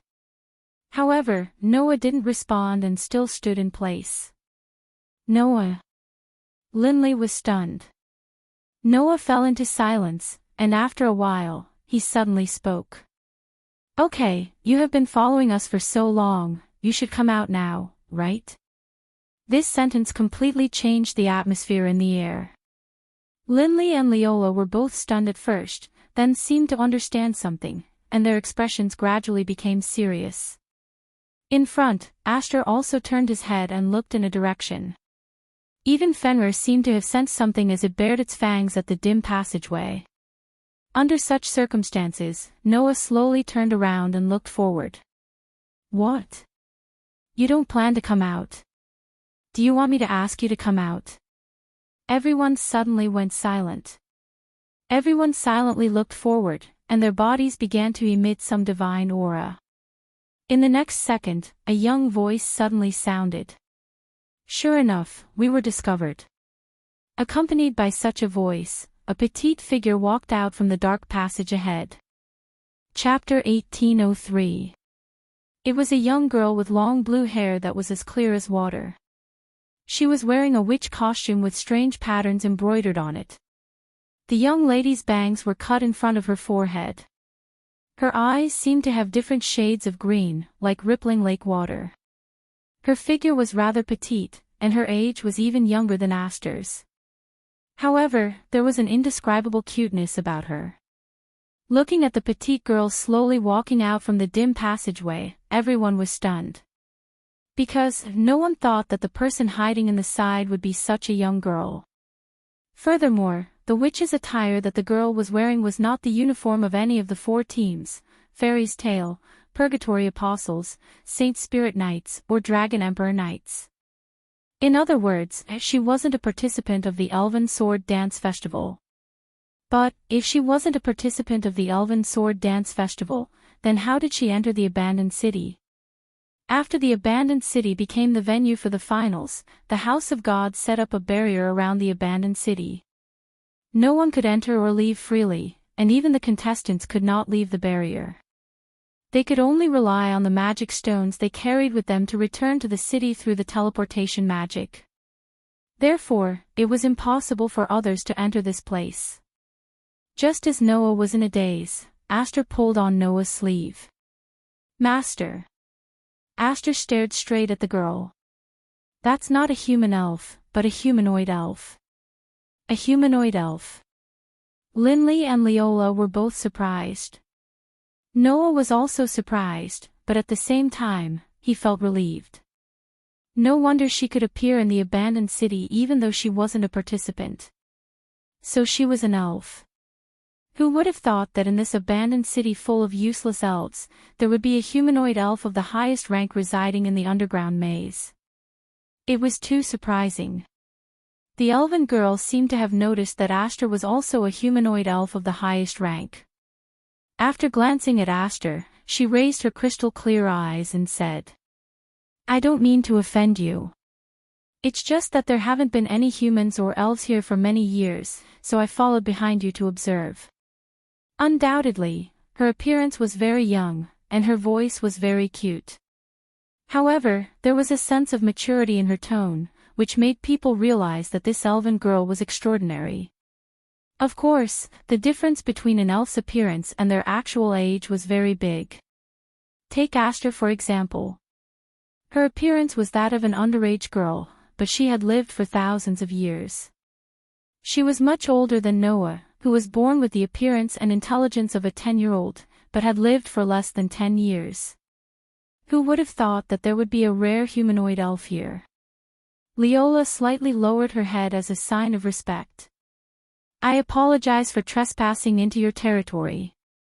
Lindsley was just like Leola, sitting upright and serious. She lowered her head slightly and bowed to the elven girl. This was the etiquette that Witch G had to show in front of high-ranking spirits. After all, many high-ranking elves were difficult to communicate with, and their tempers were also very strange. If they weren't treated well, it would be normal for 1 or 2 cities to be destroyed when these high-ranking elves caused a ruckus. For this reason, one of the compulsory courses for Witch G was to learn how to communicate with elves, and even how to appease the violent and furious elves. However, this elven girl didn't seem to be as hard to please as the other high-ranking elves. She shook her head at everyone.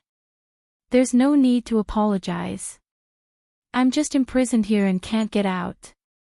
Therefore, this isn't my territory." Imprisoned? Everyone was stunned. "That's right." The elven girl nodded slightly. "Some kind of seal has been placed on my body. Right now, this body of mine doesn't have any energy or memories of the past. I can't even leave this underground maze. I've been imprisoned here for 3 years. Everyone looked at each other in dismay. Under such circumstances, the elven girl continued to speak. "Therefore, you don't have to be wary of me. I don't have the ability to affect you at all, and there's no need to apologize. Although I've lived here for a few years, I've never treated this place as my territory. I have no reason to blame you for trespassing. You can rest assured." "Is that so?" Lindley couldn't help but ask. "In other words, Miss Elven can't leave this place and has been living here without any memories?" "Yes," the elven girl said expressionlessly. "Fortunately, elves don't need to eat or drink. Even if there's nothing here, I can still live here. But this is the remains of a battlefield from a long time ago. The only ones living here are elves who are like the incarnation of resentment. Even if there are other elves living here, I reckon that they are magical elves whose brain structures are completely incomprehensible. Judging from your appearance, you don't seem to belong to either of these 2 types of elves. In this abandoned city, you're clearly the only normal elf. Don't you feel bored living in a place like this?" "It's all right." The elven girl shook her head and said, "I'm already used to it." Lindley and Leola didn't know what to say. Their expressions became complicated. Even Noah began to frown. He felt a little uncomfortable. After all, it was too pitiful to be imprisoned in a place where even ordinary elves wouldn't want to live after losing their memories and powers. It wasn't that Noah was overflowing with sympathy. Instead, it was because the elven girl's experience reminded him of himself. After all, when Noah was born with the appearance and intelligence of a 10-year-old, he was also in a state where he didn't have any memories or powers, just like the elven girl before him. The difference was that Noah was discovered and adopted by Makarov, while the elven girl had to live in this godforsaken place for 3 whole years. Perhaps, one wouldn't be able to understand this feeling if they didn't experience it for themselves. And even if they didn't experience it, Noah understood it. If it were an ordinary person in this situation, perhaps 3 years would be enough to drive them crazy. "I just wanted to watch you leave quietly, but since I've been discovered, there's nothing I can do. The elven girl pointed at the stairs behind Noah's group. But since you found the exit, you can return to the surface by following that. Let's part ways here. The elven girl turned around and was about to leave. Wait a minute. Linley said almost immediately. Then, she looked at Noah and begged. Hey, Noah, do you have any way to break the seal on this elven girl? Seal? Noah hesitated for a moment and asked. If it's just a seal, with Aster's strength, he should be able to break it, right? However, Aster suddenly refuted Noah's words. No, the seal on this mysterious elf isn't weaker than mine. It can't be broken by brute force. Not weaker than yours. Noah was stunned. Doesn't that mean, that should be right? Aster said calmly. If the seal on this mysterious elf was put on by someone else, then this person might be the Elf King. Elven King. Linley and Leola jumped up in shock. Even the elven girl didn't seem to think of this. She was stunned. If you want to break the seal on her, you can only follow the unsealing method. Aster raised his head and looked at Noah.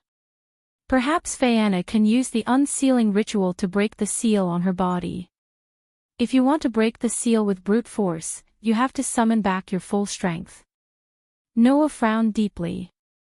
Indeed, if he had the authority, he could use the power of the Dragon Emperor avatar and use brute force to break the seal on the elven girl.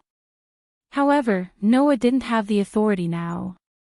At this moment, Aster changed the topic.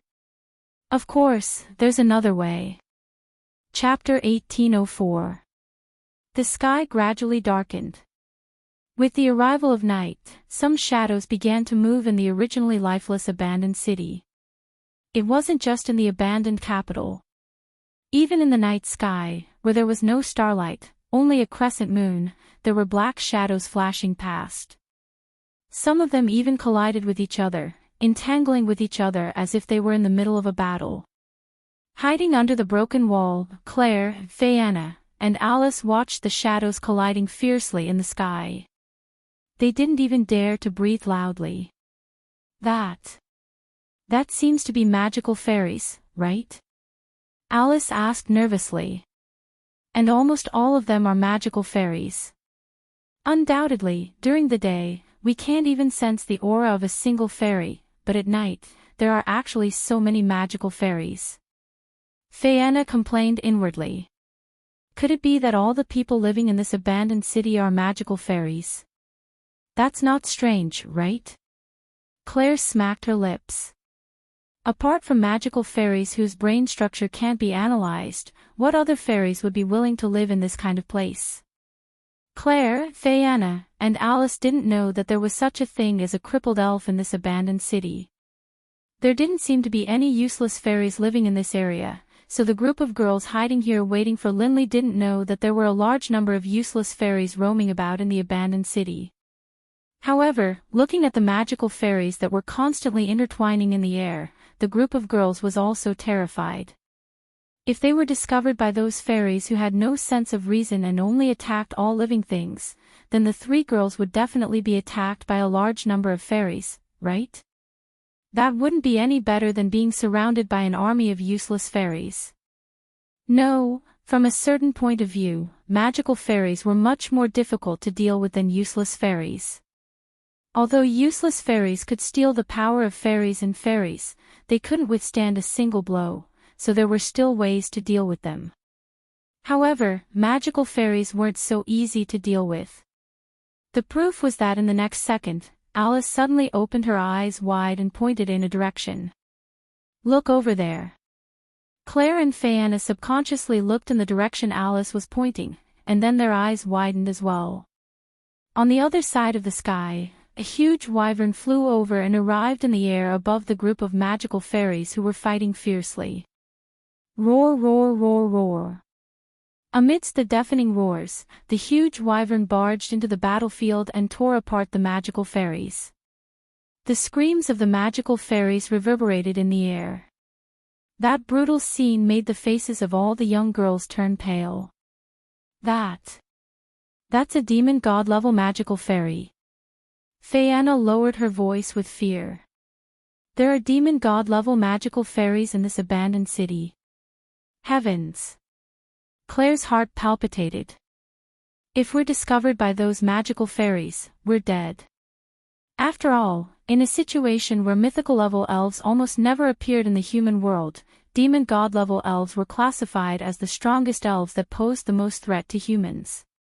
Even ace commander level elven users like Leola and Luminalise couldn't take on a demon god level elf in a one-on-one battle. A legion of elite elven knights numbering in the hundreds, or even thousands, would be required to take down an elf of this level. According to what Claire, Fianna, and Alice knew, only Greywas, who was known as the strongest elf on the continent, could defeat a demon god level elf single-handedly. Therefore, if Claire, Fianna, and Alice's group were to face a demon god level fairy, they would definitely become a feast for the other party. Only Noah and Liena Subble can deal with such a monster alone, right? Alice's palms began to sweat. We can't face such a monster. Do you even need to ask? Fianna said angrily. Against a demon god level magical fairy, we can only run. Really, why are we performing the fairy sword dance ritual in such a dangerous place? I really want to leave this place as soon as possible. Claire complained. What is Linley doing? Why isn't she here yet? In order to wait for Linley, the group of girls waited from day to night. If they continued to wait like this, they would have to set up a tent here. However, if they set up a tent here and were discovered by the night fairies, it would definitely be disastrous. If it was possible, the girls really wanted to quickly move to a more remote building so that they could rest at ease. Moreover, we don't know how Noah is doing. Claire sighed. Is it that tiring on the first day of the competition? We don't need to worry about Noah. The important thing is why Linley still hasn't arrived. Fianna seemed to have calmed down and hesitated for a moment before saying this. Could it be that she encountered some kind of situation? That's the only way. Otherwise, she definitely wouldn't be this slow. Alice frowned. There is only one thing for sure, and that is that continuing to wait is definitely not a good idea. Alice is right. Claire nodded. We can't keep waiting like this. Otherwise, it would be meaningless for us to gather here. Let's wait until dawn. If Linley still hasn't arrived by then we have to take action. However, at this moment, a playful voice suddenly sounded. Before that, let's ask the big sisters to do Mauya a favor. The sudden sound caused Claire, Linley, and Alice's group to tremble. They tensed up and turned around, looking towards the source of the sound. At the other end of the street, a petite figure appeared in front of the group of young girls without them noticing. An innocent smile appeared on her young and tender face. But that smile made people feel a chill in their hearts. It's you. Claire said solemnly. You are the expert in Purgatory Apostle, who specializes in controlling military fairies, right? Big sister, do you know Mauya? Mauya tilted her head and shrugged. But Mauya doesn't know your names. But it doesn't matter, Mauya isn't interested in you. If you honestly answer Mauya's question, then Mauya won't kill you. Kill us? Fianna said in shock. Are you kidding? The elven sword dance ritual doesn't allow killing fairies. Mauya doesn't care about that. Mauya puffed up her cheeks. If Mauya says she will kill you, then she will kill you. She doesn't care about the elven sword dance ritual. Or do the big sisters think that Mauya can't kill you?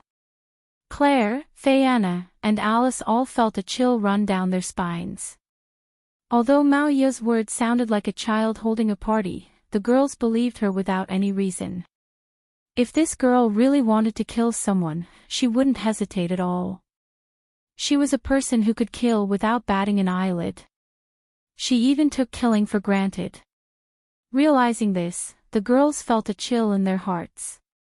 At this moment, Alice's expression froze, and she suddenly shouted, "Watch out!" Almost as soon as Alice's voice fell, Claire pounced on Fianna, who didn't even have time to react. Together with Alice, Claire fell to the side in a sorry state. Bang! The ground where the group of girls was standing suddenly exploded. A vine covered with countless sharp thorns sprang out of the ground without any warning. It was like a thick and ferocious long whip. While twisting its body, it soared into the sky and appeared in this space. Before the girls got up from the ground after dodging the attack of the vine, a calm voice sounded. "You dodged it. It seems that you have some skills." While saying this, an elfy girl with sharp ears slowly walked out from the shadow ahead and came to Maoya's side. It was none other than Lily. Chapter 1805. Looking at Maoya and Lily standing side by side in the middle of the street, exuding an indescribable aura, Claire, Fianna, and Alice's heart sank. In this sword dance of the elves, the most vigilant target was undoubtedly the Purgatory Apostles. In this team of representatives from the Alpha Empire, every member's strength was very outstanding. If you didn't count the ace of each team, namely Noah, Lotus, Leola, and Luminalise, the Purgatory Apostles were undoubtedly the strongest. Maoya alone was enough to give him a headache. This girl with a cute appearance but a cruel heart, if she could freely use a military fairy, her battle strength would definitely be on par with ace generals like Leola and Luminalise. Lily was more of a scout type. But the attack just now also proved that this girl's strength was also not weak. She was definitely stronger than any of Claire, Fianna, and Alice. Facing these two opponents, even if there were three of them, the situation was quite harsh. Compared to Claire, Fianna, and Alice's team, the other side's performance was quite relaxed. "You really did make a move, Lily." Maoya stared at Lily. "As soon as I saw you disappear, I knew you would definitely launch a sneak attack. After all, I'm not like you. Compared to a frontal battle, it's more suitable to use the assassination method." Lily tightly held a dagger in her hand and glanced at Claire, Fianna, and Alice. "Moreover, if I can smoothly take them down, you won't have to make a move." Although they were all from the same assassin organization, Maoya and Lily were definitely not companions. No. It should be said that in that kind of organization, no one could be treated as a companion. Otherwise, they would be stabbed by the people around them. Therefore, although Maoya and Lily acted together, one didn't put the person beside her in her eyes at all, the other was always monitoring the person beside her. There was no trust between them at all. The only thing worth mentioning was that Maoya and Lily both had a crazy target in their hearts. Maoya's target was Lotus. Lily's target was Red Lotus. Now that Lotus and Red Lotus have decided to act together, Maoya and Lily are together. Otherwise, Lily really didn't want to stay with Maoya. This was because Maoya might kill him at any time if she was in a bad mood. Maoya was definitely capable of doing such a thing. And if Maoya wanted to kill him, Lily probably wouldn't have any strength to fight back. Before the Education Academy was destroyed, all of the trained assassins had a ranking. At that time, Lotus firmly held the first place and was not surpassed by anyone. Maoya was in second place, and people called him a monster. As for Lily, she was only ranked 7th in the academy. If Maoya wanted to kill Lily, Lily was definitely not a match for Maoya. Of course, that was if Maoya had enough military elves to squander. Without the military sprite, Maoya was just a fragile little girl. Even Lily could easily deal with her. In other words, Maoya was a terrifying existence when she had a military sprite. Moreover, this girl didn't have the concept of good and evil. Just like how a child would think that a hero killing a monster was a matter of course, in Maoya's eyes, everyone could be killed. Therefore, Maoya would never hesitate to kill someone. "If I can get rid of the opponent, Maoya, you won't have to kill," Lily reminded. Otherwise, if I really let you kill, your qualifications to participate will definitely be revoked. I already told you, Maoya doesn't care about that kind of thing. Maoya only cares about my sister. Maoya pouted. Lily, you better not meddle in other people's business. But, isn't your target the male elf envoy who's been pestering Lion-sama? Lily tried her best to persuade him. If you kill someone else and lose your qualifications, then you won't be able to fight Noa Doria. Oh. Maoya frowned. Forget it, since it's like this, Maoya will bear with it for a while. Saying this, Maoya raised her head and looked at Claire, Fianna, and Alice. That's how it is. Big sisters, please tell me the whereabouts of Big Brother. That way, Maoya won't have to go through so much trouble to kill you. So, you're here for Noa. Alice held the ceremonial pike-shaped elven device tightly in her hand as she shouted in a delicate voice. If that's the case, then there's nothing more to say. Also, we don't know where Noa is right now. Fianna rolled her eyes and said. If we knew, we would have met up long ago. You don't know where Big Brother is. Maoya lowered her shoulders in disappointment. I thought I would be able to get my revenge today. No, it doesn't matter if they know where Noa Doria is or not. Lily's gaze fell on Claire, Fianna, and Alice. As long as we capture them and spread the news, we'll definitely be able to lure out Noa Doria. That's right. Maoya reacted and clapped her hands happily.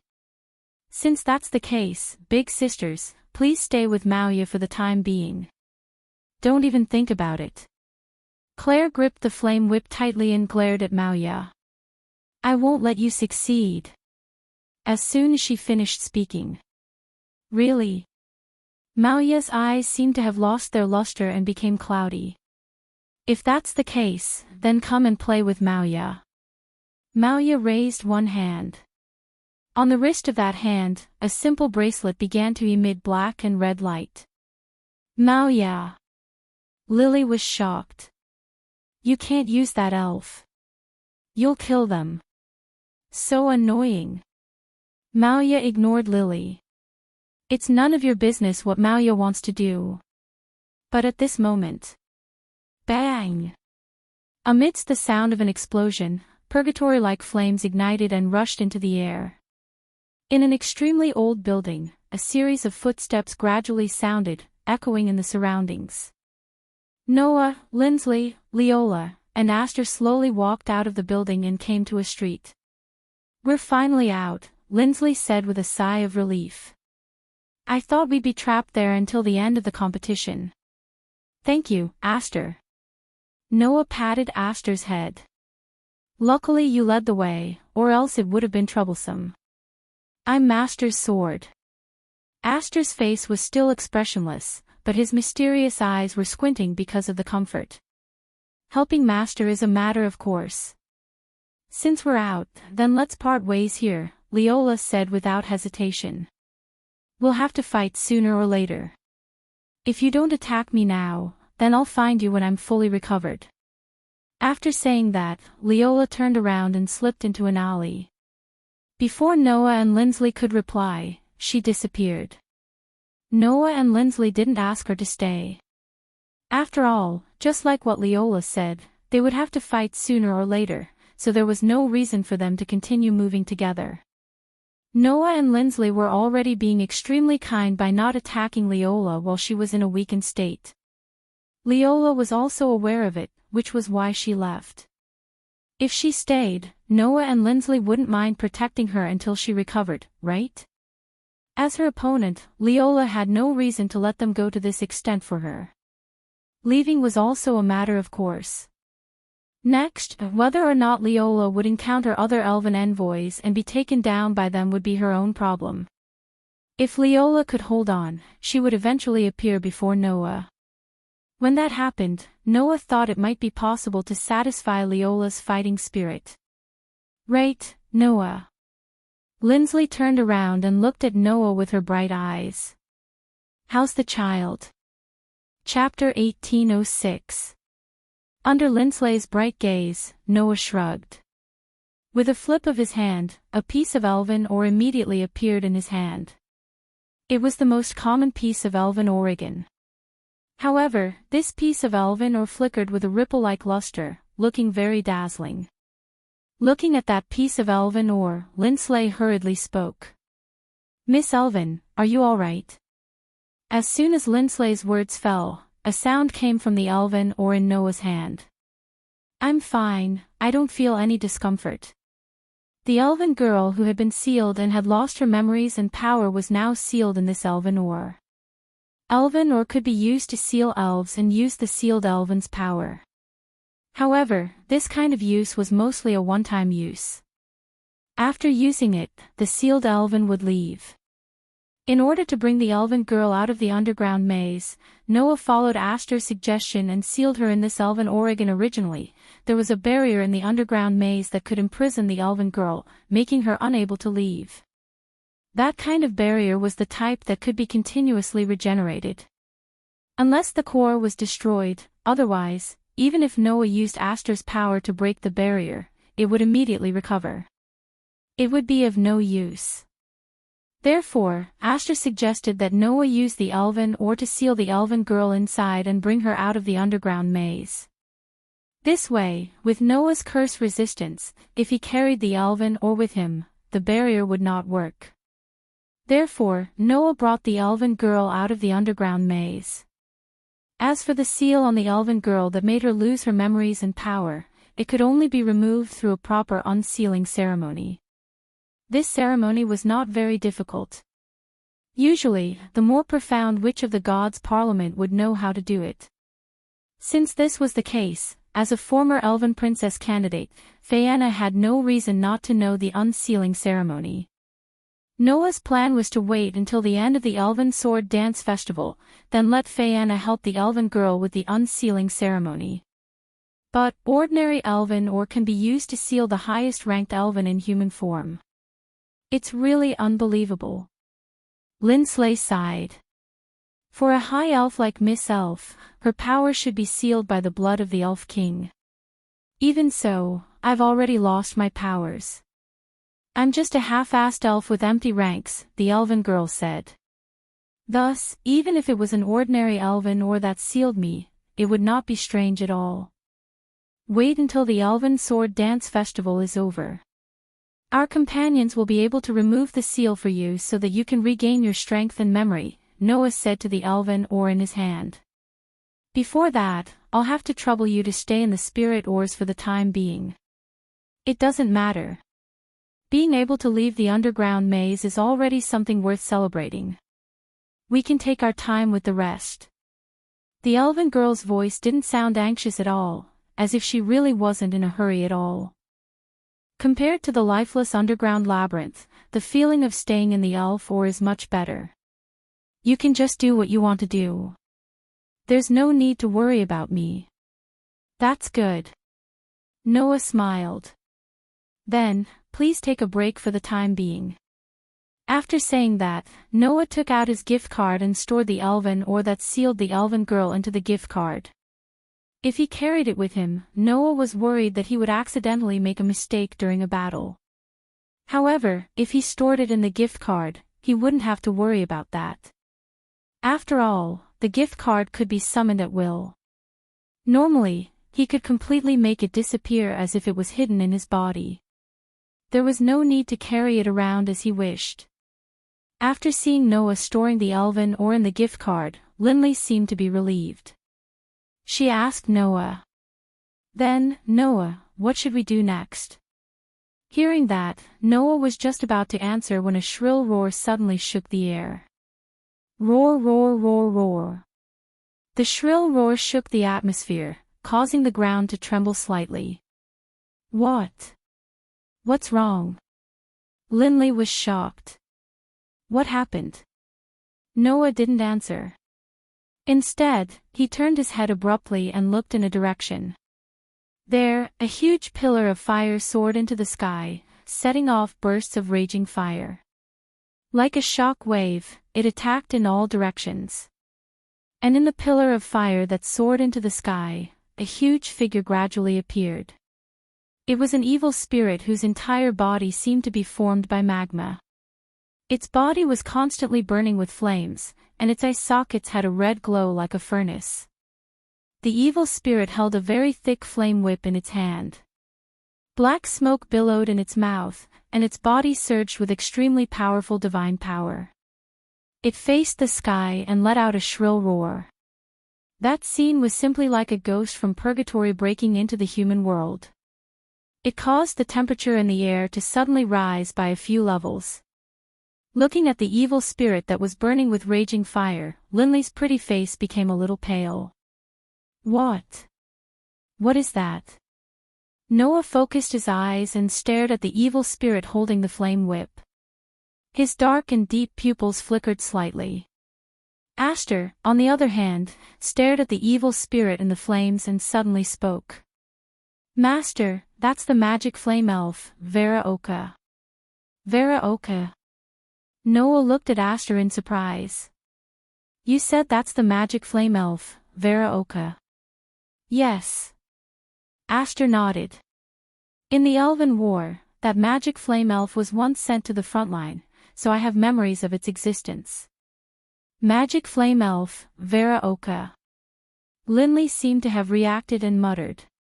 I remember that it seems to be a tactical military elf that has been sealed and abandoned, right? That's right. Noah looked at the evil spirit that was burning with flames. Its name comes from the true name of the demon god that destroyed many cities and countries in the Elven War. It was called the evil spirit that controlled the flame of annihilation. It was used in the later stages of the Lambar War that swept all the countries on the continent.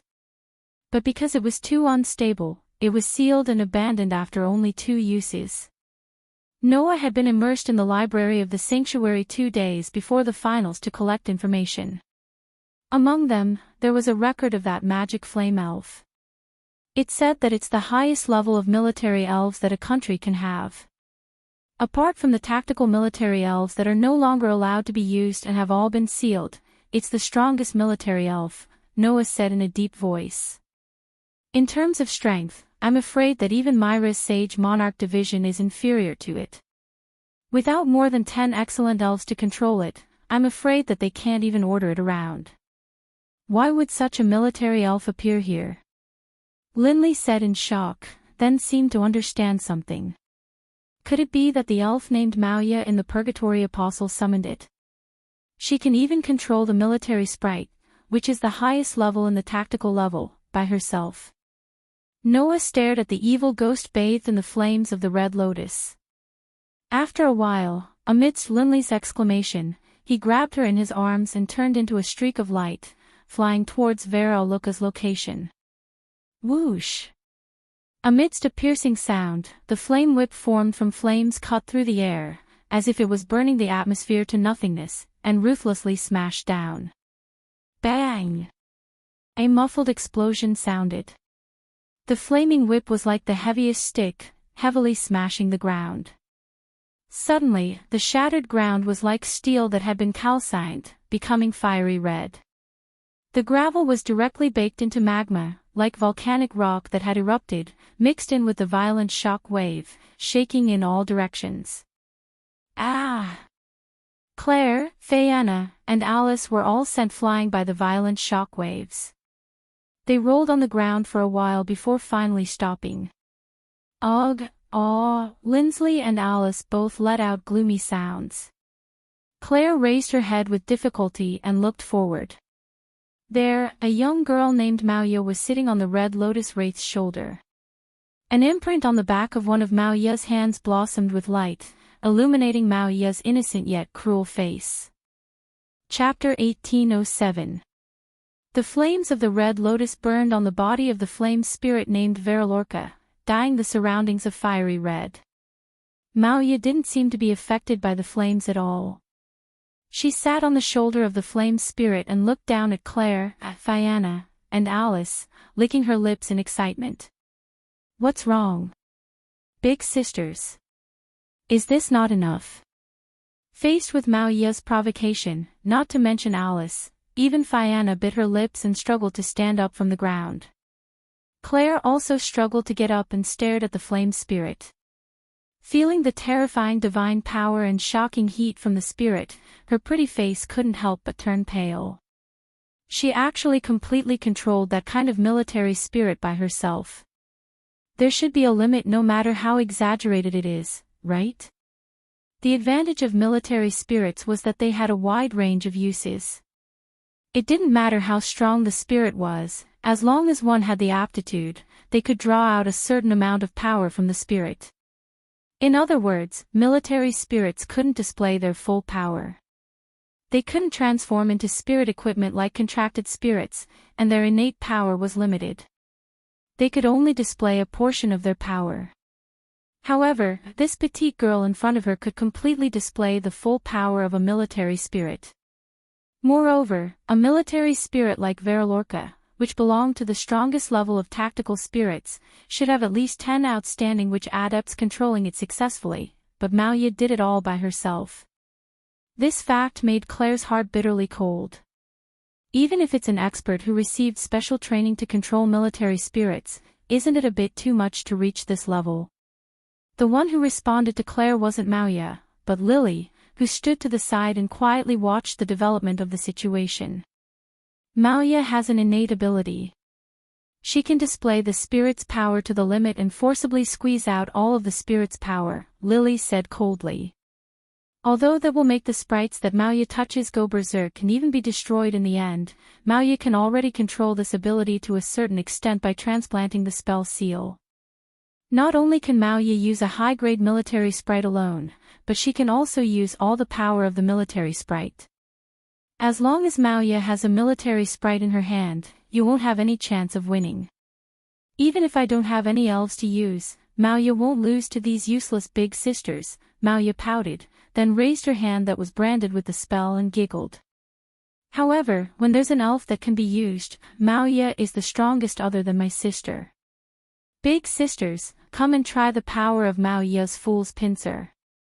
After speaking, the magic flame spirit with flames burning all over its body immediately raised the whip of flames in its hand. Amidst a sharp whistling sound, it heavily swung down in the direction of the group of young girls. Bang! The heavy flame whip once again smashed into the ground, turning the ground into a fiery red like steel that had been calcined. At the same time, it stirred up violent winds and magma-like rock fragments, exploding into the air. Ah! The group of young girls suddenly let out sorrowful cries and were blown away again. However, this time, Alice reacted and waved the magic device in her hand. Wind, blow to your heart's content, a whirlwind suddenly blew along the path of Alice's elven device, sweeping up the group of young ladies. The group of young ladies seemed to be held up by an invisible hand, finally avoiding the fate of rolling on the ground again.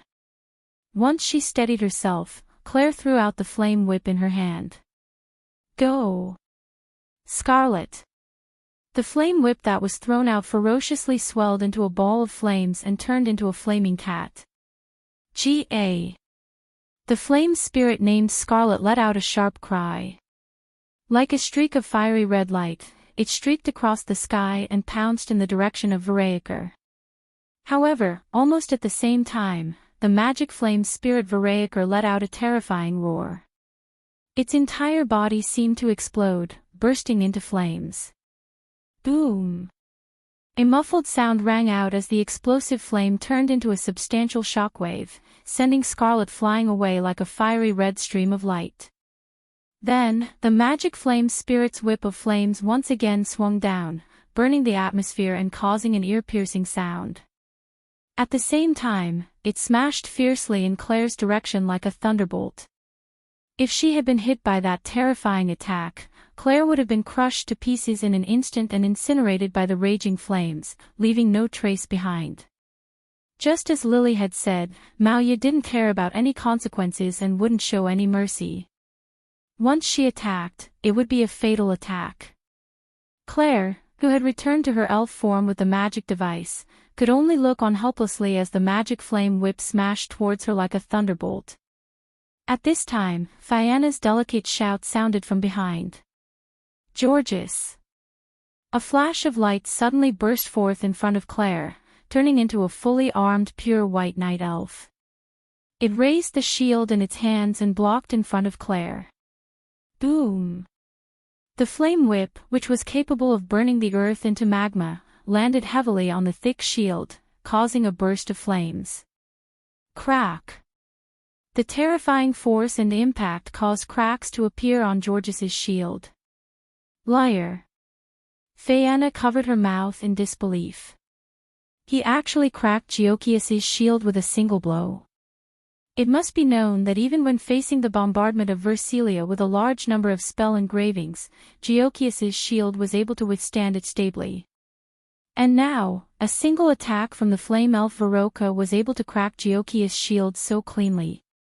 Is this the power of the strongest military elves in the tactical grade? Alice clenched the magic device tightly and clenched her teeth. No, our chances of winning are too low. We can't continue fighting like this. That's right. Claire retreated to Fianna and Alice's side and said in a deep voice. We can't continue fighting like this. We have to retreat. Unfortunately, Claire, Fianna, and Alice's plan had long been seen through by Lily, who had been quietly watching from the side. I knew you would definitely choose to retreat. This is a very wise choice, but I've already seen through it.